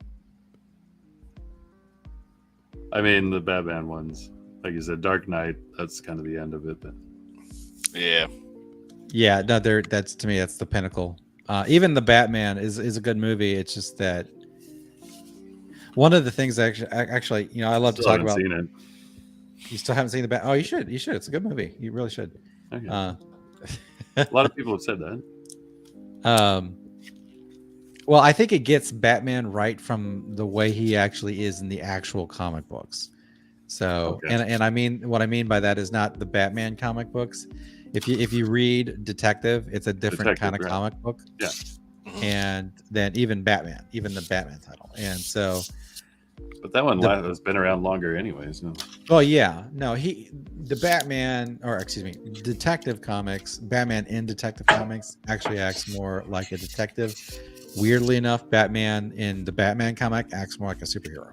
So, yeah, no, that makes sense. It's a new. It's the first time it's dawned on me. It's like, yeah, that's the case. But anyway, the Batman with Pattinson really hews towards that Detective Comics vibe. So that's what I heard, and then I heard people go, well, you could just take him out of the cowl and cape and put anybody there and they're a detective, you know, like what's the point of him being Batman? No, that's a fair point. And I could get that kind of point, but I always preferred Detective Batman. So no, Detective Batman is the best because he's so smart. I mean, who doesn't like a good detective, right? Exactly. Yeah, I tried. It was okay. I just didn't like. I didn't. Nothing. I did not like anything. It wasn't bad at all. For me, I felt like the weakest part was Robert Pattinson as Batman, in my opinion. Because to me, I wasn't intimidated at all. Like, and it's not, I know he's a good actor and stuff, so I wanted to give him a chance. But he comes out, when he comes out of the shadows, I'm like, it's just a dude. Like, he's just a dude. Like, even if you had like Christian Bale's Batman or even like Ben Affleck's Batman walk out of the shadows in the beginning of the movie, like when you first see Batman, Well, it's like, yeah, cool. Like, that guy can beat the shit out of 6 dudes. Something about physical stature. Yes. Yeah, I don't know. Ben Affleck's like what, 6'4"? Yeah. So no, He's at least 6'2", so he's going to be bigger. But yeah, and Michael Keaton never really had that, but that was a different kind of Batman. that was a different but time. Something And about Adam even if West Keaton's probably Batman never had walked out, it would have been pretty cool, So there's, I don't know, maybe it's the outfit that was kind of weird. Like, I was trying like, what's going on with the gauntlets? Like, I don't know. Yeah, I liked it. I like what they did and stuff. I'm hoping they maybe make him better. Maybe he should have put some size on. And at the same time, I think I watched Reacher on Amazon before I watched that. So I'm just like, I'm like, that dude should be Batman. Fuck this. Like, He'd be bigger. Because he's not an average looking guy. That's the thing. Batman's not like 5'10". No, he's an imposing size. He was always drawn tall. Yeah. And there's something about that like shadow silhouette of his having to be bigger than your average perp. Yeah. Like, it just had that imposing. And he always, I feel like he was like looking down all the time. I understand it, but it's like he's at the crime scene. He's kind of like looking down, like almost like he doesn't like, and you like look at people in their face, and it's like roosting. And that's like, does this guy, like, does he have like, he's like on the spectrum or something? Like, look at that fucker and tell him this is the crime scene, bitch. Like, you know what I mean? And I'm just hearing like, and then I'm hearing him talk, and I'm hearing like Kevin Conroy's voice in my head. Like, I'm just like, dude, like, he didn't command anything, in my opinion. Fair. But I thought it was I give it a solid B. I enjoyed where they were going. I like how, hey, Batman's gonna help people. Cool, man. Fucking A, dude. I love him being I thought Jim Gordon did a great job. The guy who played Gordon. Yeah. Well, Pattinson is tall, and he wasn't short. No, but Ben Affleck is like what, 6'4", 6'5", and not only that, he's got like another 100 pounds of muscle on him. Yeah. But no, he's I not even a like giant dude. Yeah. Well, when he was walking, I wasn't. Maybe I'm just like a total wuss, but I was intimidated by him walking out of the shadows. I thought that was pretty good. And his cowl, again, nitpicking. His cowl, I feel like his cowl was too wide. I did not like his cowl. Like, it felt like it was too like that's like an important too much element. of the cheek. You know what I mean? Like, I feel like it was too much. Like, it was like the mouth came out too much. Yeah. And it's like, dude, like, you would want to like protect your jaw. I mean, it's being stupid, but like, you know what I mean? Like, you want this actually, covered. The cowl is a legitimate point of criticism. I didn't like the cowl. I honestly, I mean, it's Batman, but honestly, none of the cowls really have been all that spectacular in the movies, except for even it's hard to get right. Not the best. I think the best one was Michael Keaton in Batman Returns. Returns, the best cowl though. Well, and I've said this before, or I think I said it on Twitter when you posted that thing about Back to the Future 2 and Batman Returns. Yeah. That's my favorite Batman movie. It was mine until Dark Knight. Most like Batman. I felt I liked Danny DeVito in it. I liked Michelle Pfeiffer. I liked everything about that movie. That was my favorite. Movie. It was dark. It was just badass. Yeah, I love that one. Because I get what they were going for, and the Batman, he's like almost shows up, like you hear him step, and he shows up, like almost how like Michael Myers would show up. Yeah. Which is kind of cool. So you're like, okay, like. No, I got it. And so I was like, I get it, but he just wasn't imposing in my to have that. I get what they were doing, but you've heard it here. JBot would totally take on Pattinson walking out of that shadow. Not scared at all. Not at all. I would too. Not at all. and if it came down to it, I would just rush in front of JBot and be like, "Fuck you! I'm fighting him." I'm He's fighting starting first. shit with my boy. I'm gonna kick his ass. We're gonna... Jagged Pisces says he was not intimidated by Batman, but he was fascinated by the crazy in his eyes. Yeah, he did have crazy eyes. Yeah. And then he's just like knocking on doors, like, "Let me in. Let me talk to so and so." Yeah, It's yeah, like, that was "Bitch, you're that's another Batman, funny bro. thing. Like, fucking Sounds a infiltrating little- shit. a little You know, gay. I'm like, Batman here to sell you some Girl Scout cookies. yeah, Batman. They're like, Would you this like- guy. Would you like to buy a batarang and sponsor my trip to Metropolis? Yeah. I told you about our Lord and Savior, Bob Kane. Do you want to buy some bat With Bill cookies? Finger. No, actually, the reason I like The Dark Knight is not just necessarily because of the Batman aspect of it, but the character building that it does, especially with like, because Gary Oldman is just such a savagely good actor. There's a moment in The Dark Knight that I think is the emotional high point of the film I know what where you're talking about. you know what I'm talking about. I believe so. Well, we'll see. You brought up Gary Oldman, so Yeah, there's a moment in The Dark Knight where it's when they're on the ledge of the building opposite where the hostages are being kept. Is that the one you think I was going to say? oh no, that wasn't it. Okay. But still, No, but there's a Sure. moment. It's just very brief, and no one ever seems to notice this. But he says, because Batman's like, "Oh, we're gonna shoot the hostages or shoot these whatever," and Batman's like, just give me 6 minutes or whatever. And then he takes off, and then Gordon runs after him. And he goes, "We have to save Harvey." And then he says, "I have to save Harvey." And it's like, you don't get that kind of characterization and acting where you really see deep into the soul of a character, especially in a superhero movie. But you can tell there that Gordon has put all of this on himself. It's not on Batman. It's not on, the mobsters. It's not on the Joker. Gordon himself is taking responsibility for everything that's going on in the city, and he has to fix it. And he's going to do it even if it kills himself. And Batman is able to do that for him. And that's really why Batman is so heroic in that film, is because he takes all of the blame away from what Gordon himself would be facing as the police commissioner. So, but that's the one of the I think the moment that really hits me in the feels the most, as they like to say. yeah. But Well, and I imagine because going back to Gary Oldman, like that only works if you really, really like Commissioner Gordon. You know what I mean? You have to like and he was super likable, and it was something about the way he talked in the movie, his mannerisms. It's hard to even believe it was Gary Oldman, but it was like, man, he's so likable. He felt like he was a dad, and you could like sense that like care, for the city and for Batman too. So yeah, it was a good dynamic. Yeah. Again, because of good acting. Yes. Oh boy. So how many pages you got done on this book, Odin? I am working on page 57 right now. Man. And we have 57 that you've completed? pencils and inks, yes.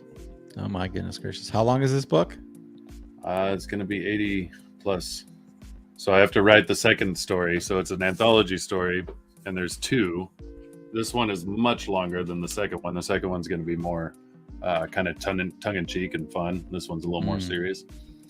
And so this one will be right around 60. I think it goes to 59. Then there's a transition page to go from the one story to the other. And then the other one will be about 25, 30. So it's actually going to be closer to 90 pages when it's done. This is a $15 Amazon mouse. It looks so cool. Right? It does. It lights looks up. like it's way more expensive. I think it lights up too. Looks like that super responsive one that I hated, that I inherited because it was like a gaming mouse, but I actually hated the shit out of it. 'Cause I would double click on everything. You're like, Oh god, that's horrifying. It's so I saw bad. this review of microphones, and this guy was like doing these microphone reviews, and one of them had LED lights. He's like, "Man, look at the lights." I'm like, "It's a microphone. like who gets Yeah. Well, who cares if it lights up?" Why? For a lot of people are going to see your mic potentially. This is a mic for enhancing audio. Right. Oh my god. Anyway, Kind of the least of your worries, but some people that's a big selling point, obviously. yeah, no, I guess. Like that guy I'm who like, was doing the review. I'm just saying a lot of stuff on this microphone that I do not need. So Wipes your ass when you need it. Dragon Pisces says, I prefer Two-Face from the animated series, but the only one I don't like what they did in the animated series was Scarecrow. I think the best Scarecrow is the first Batman Arkham game. I think Fair. the best Scarecrow was Batman versus Judge Dredd. I don't know. Simon Bisley doing the Scarecrow. Oh, that sounds awesome. I like part of this. it was the look. He made him look like a he made him look like a witch or something. You know, I give him the big hat, which I've seen that several times in different iterations of Scarecrow.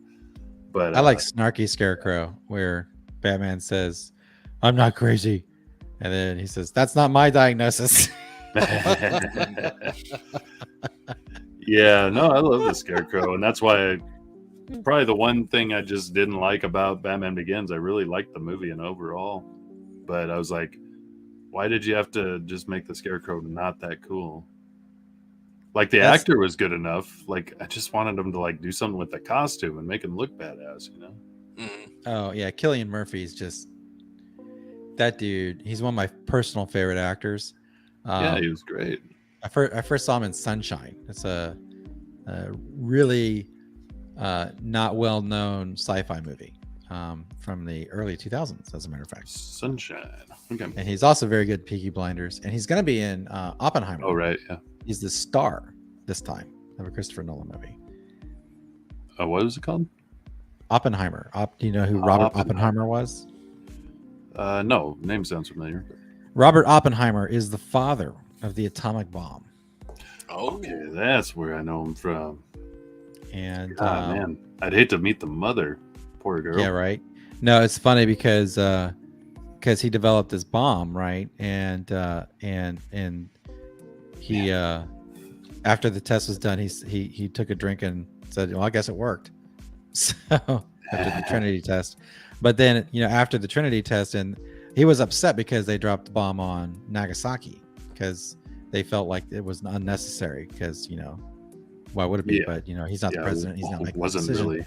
Yeah. Okay. So he got this interview with the White House. He got this meeting with Truman, and he goes in and tells Truman that he feels like he has blood on his hand, and Truman was furious. And Truman told his I'm not sure his vice president, Dean Acheson.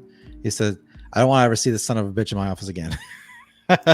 After Oppenheimer dressed him down for dropping the second bomb. So apparently they patched up because he got a Medal of Freedom honor or something afterwards. That's a term that needs to come back. What, son of a bitch?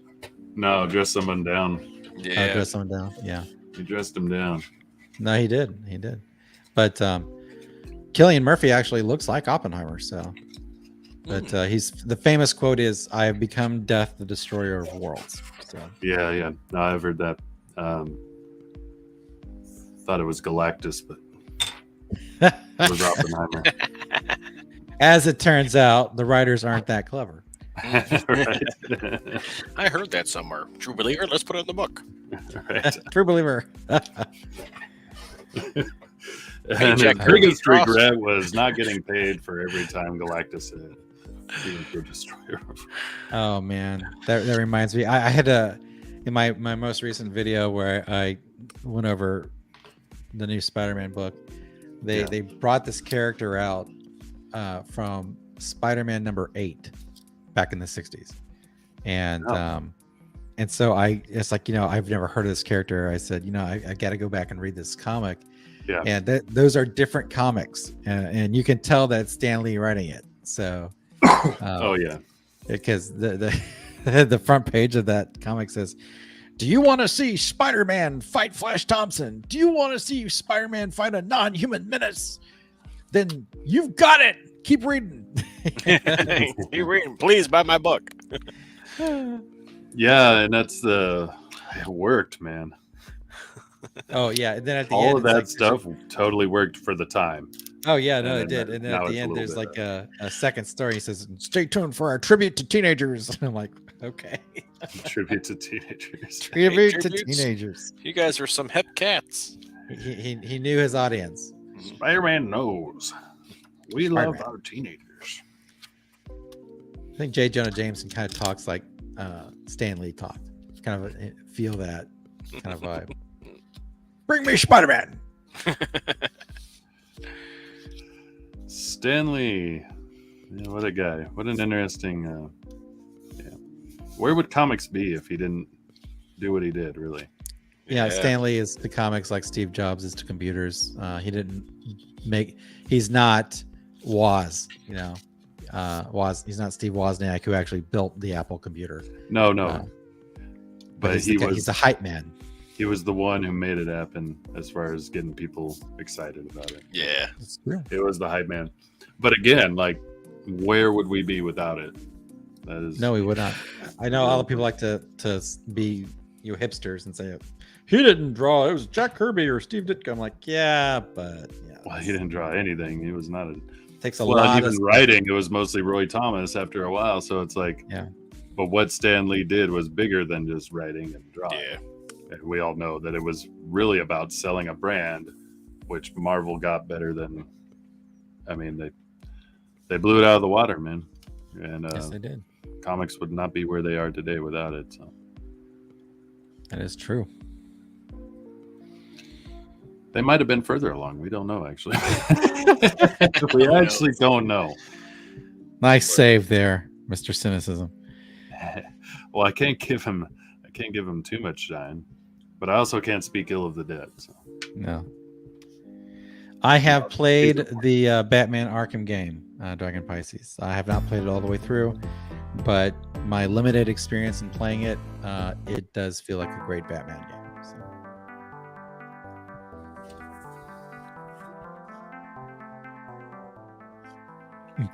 Whoa, get some music. You know, I never played. I seen people playing the Batman Arkham games, but I just never played it.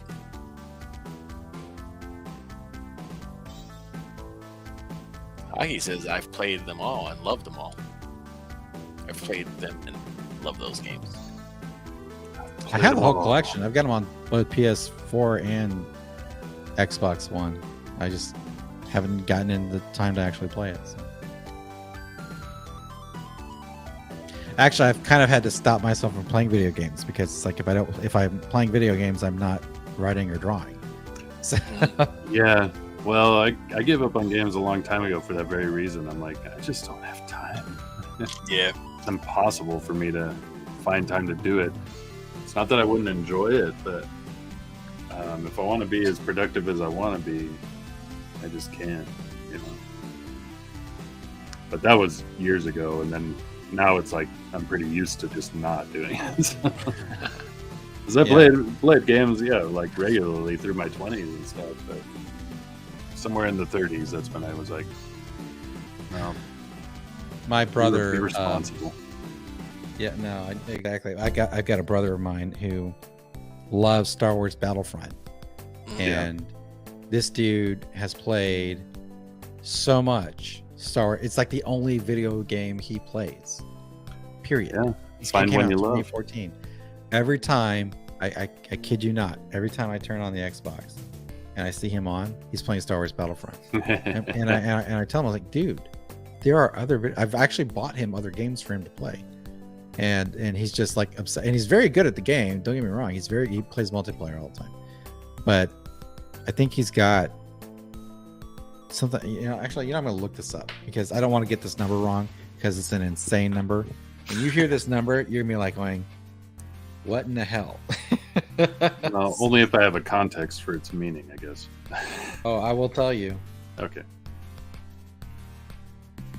What's funny though is like, and this is like totally non-gamer thing, but I was a sports game guy, so I actually really loved Madden back when it was a good game, and that was my thing, and that was what I played mostly.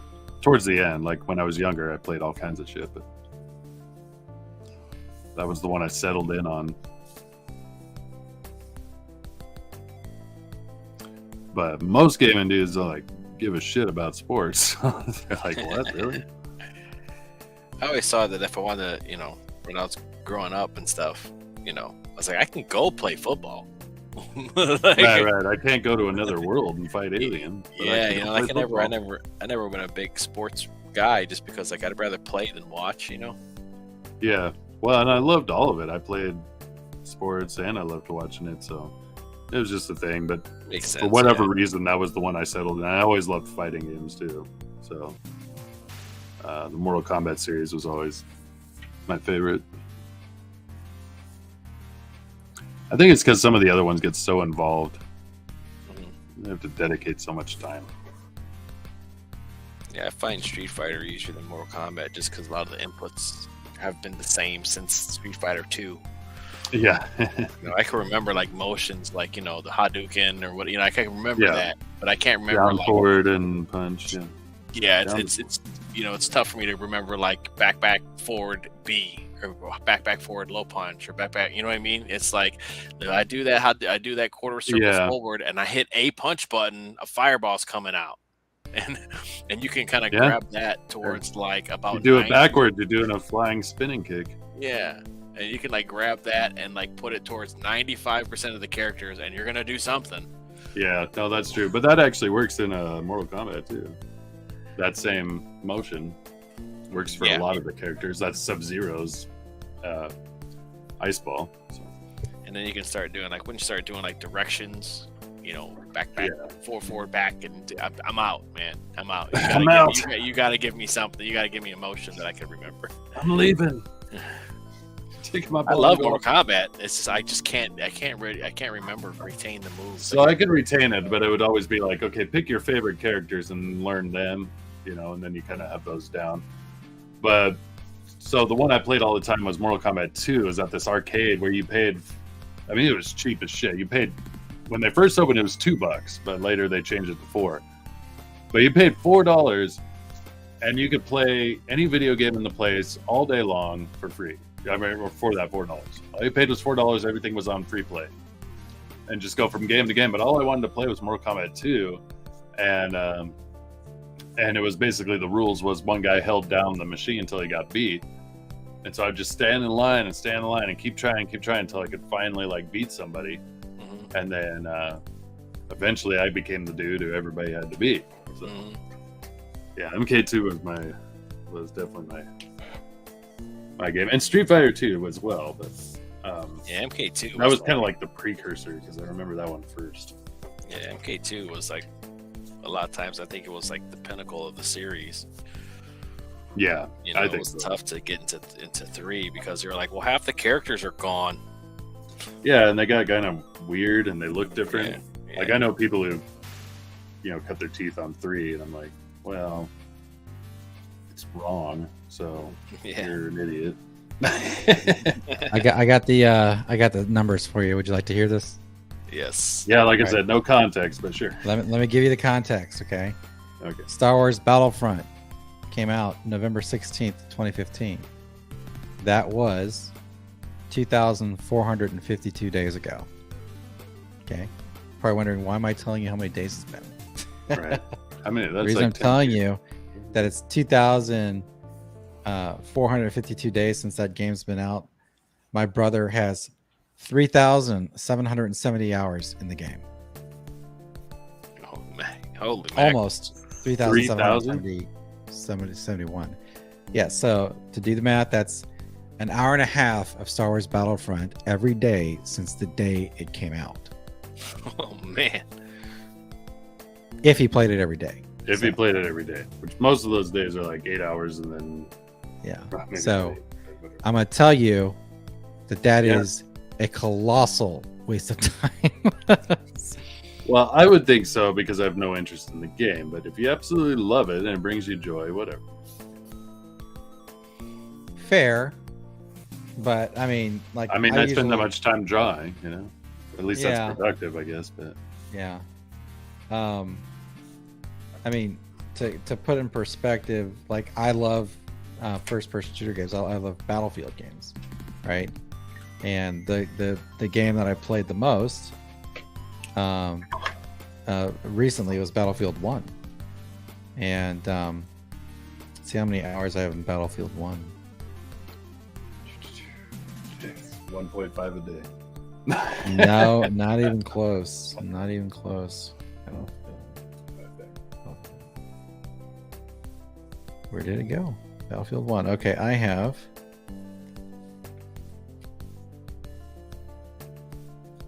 Well, that can't possibly be right. It says I only have 6 hours, but that's not right. I know I've got more hours than that game. So, anyway, nowhere near as much. Arkham Asylum is the only game I can ever complete 100%. The combo string when fighting took me forever. You know what? The only game that I've actually, well, I've only completed a couple games 100%. But the one that I'm most proud of completing 100% is Grand Theft Auto 4. I got all the trophies for that on PS3. Oh, wow. That is not easy.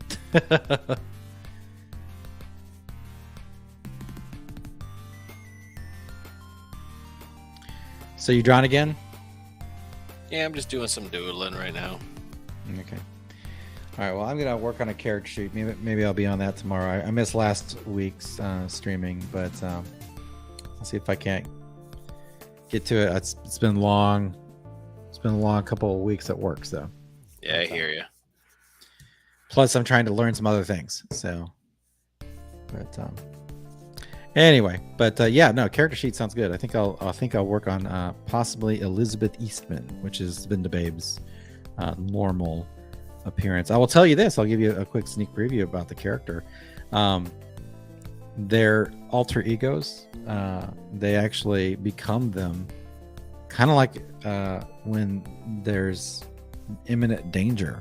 Even if they don't realize that there's imminent danger, they will pop into that character. Oh, And nice. and it can make for fun hijinks. So, but it's almost like a Spidey sense, but not. It's like a subconscious Spidey sense. So. Let's see what time we're at 1:30. I think it's a good time to call it. What do you guys think? I agree. I was about ready to say the exact same thing myself. Odin probably. Great minds. JBot.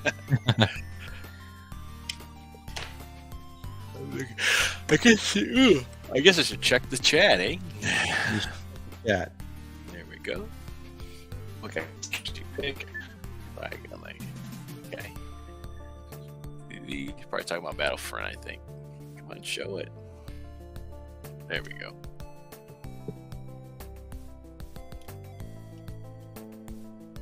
What you talking about? Oh, Valorant? Okay. Okay. That's hard for me to keep up with how many shooters, especially like hero shooters, come out. Oh yeah. I feel like they're just like, here. It's like, what's happening? Good games. I don't know what games we played, but good games, Dragon Pisces. Now we'll see. Did Odin just peace out? Wait for him to come back and say goodbye? I went to bed. I'm going to sleep. I play all types of different stuff. Actually, I'm hooked on this game called Snow Runner right now. Oh, okay. It's like, let's play with big trucks, the game. They put you on like a map. They have a bunch of like Alaska, Michigan, Russia. They put you on a map, and then you have to like explore the map to unlock other different parts of it. But then they give you trucks, and you're like, go fix the bridge. You got to haul lumber from this place, take it over there to the bridge. And there's like 80 trucks in the game for you to like unlock and upgrade and all types of stuff like that. Crane. That's awesome. You can like change your truck, so if you want to put a crane on it or a flatbed or whatever, and it's just, let's play trucks the game. It's pretty damn cool. I like it. Sounds great. So that's what I've been playing. My daughter wants to try and play, but she just crashes the car. Or she crashes the truck. Practice makes perfect. Better than crashing a real truck. Yeah. Well, Odin, we decided we're going to call it a night. Well, there's the big yawn that sells the end of the show. That is the big yawn. I want to thank all Perfect you guys timing. I'm more or for less tuning done. in, and thanks Odin and Drew for coming and keeping me company and stuff, man. It was cool. I'm gonna try and do this. Yeah, every no, week. thanks for the invite. I love coming on, man. Likewise. I meant to shoot the notice like hours ago. And I was like, oh, I never posted that. Yeah, today. Yeah, was no, like- you did. yeah, I was anticipating busy doing something else, so because I don't always check Twitter. So, but if you're still on, I'll pop on. Cool, guys. Cool. Well, I hope you all have a good night, and I'll go ahead and I'll play us out here. it. Alrighty. Good night, gentlemen. Have a good one. We need Take the care. music anymore. I think I have to stop that. Video clips, and I will see you guys later.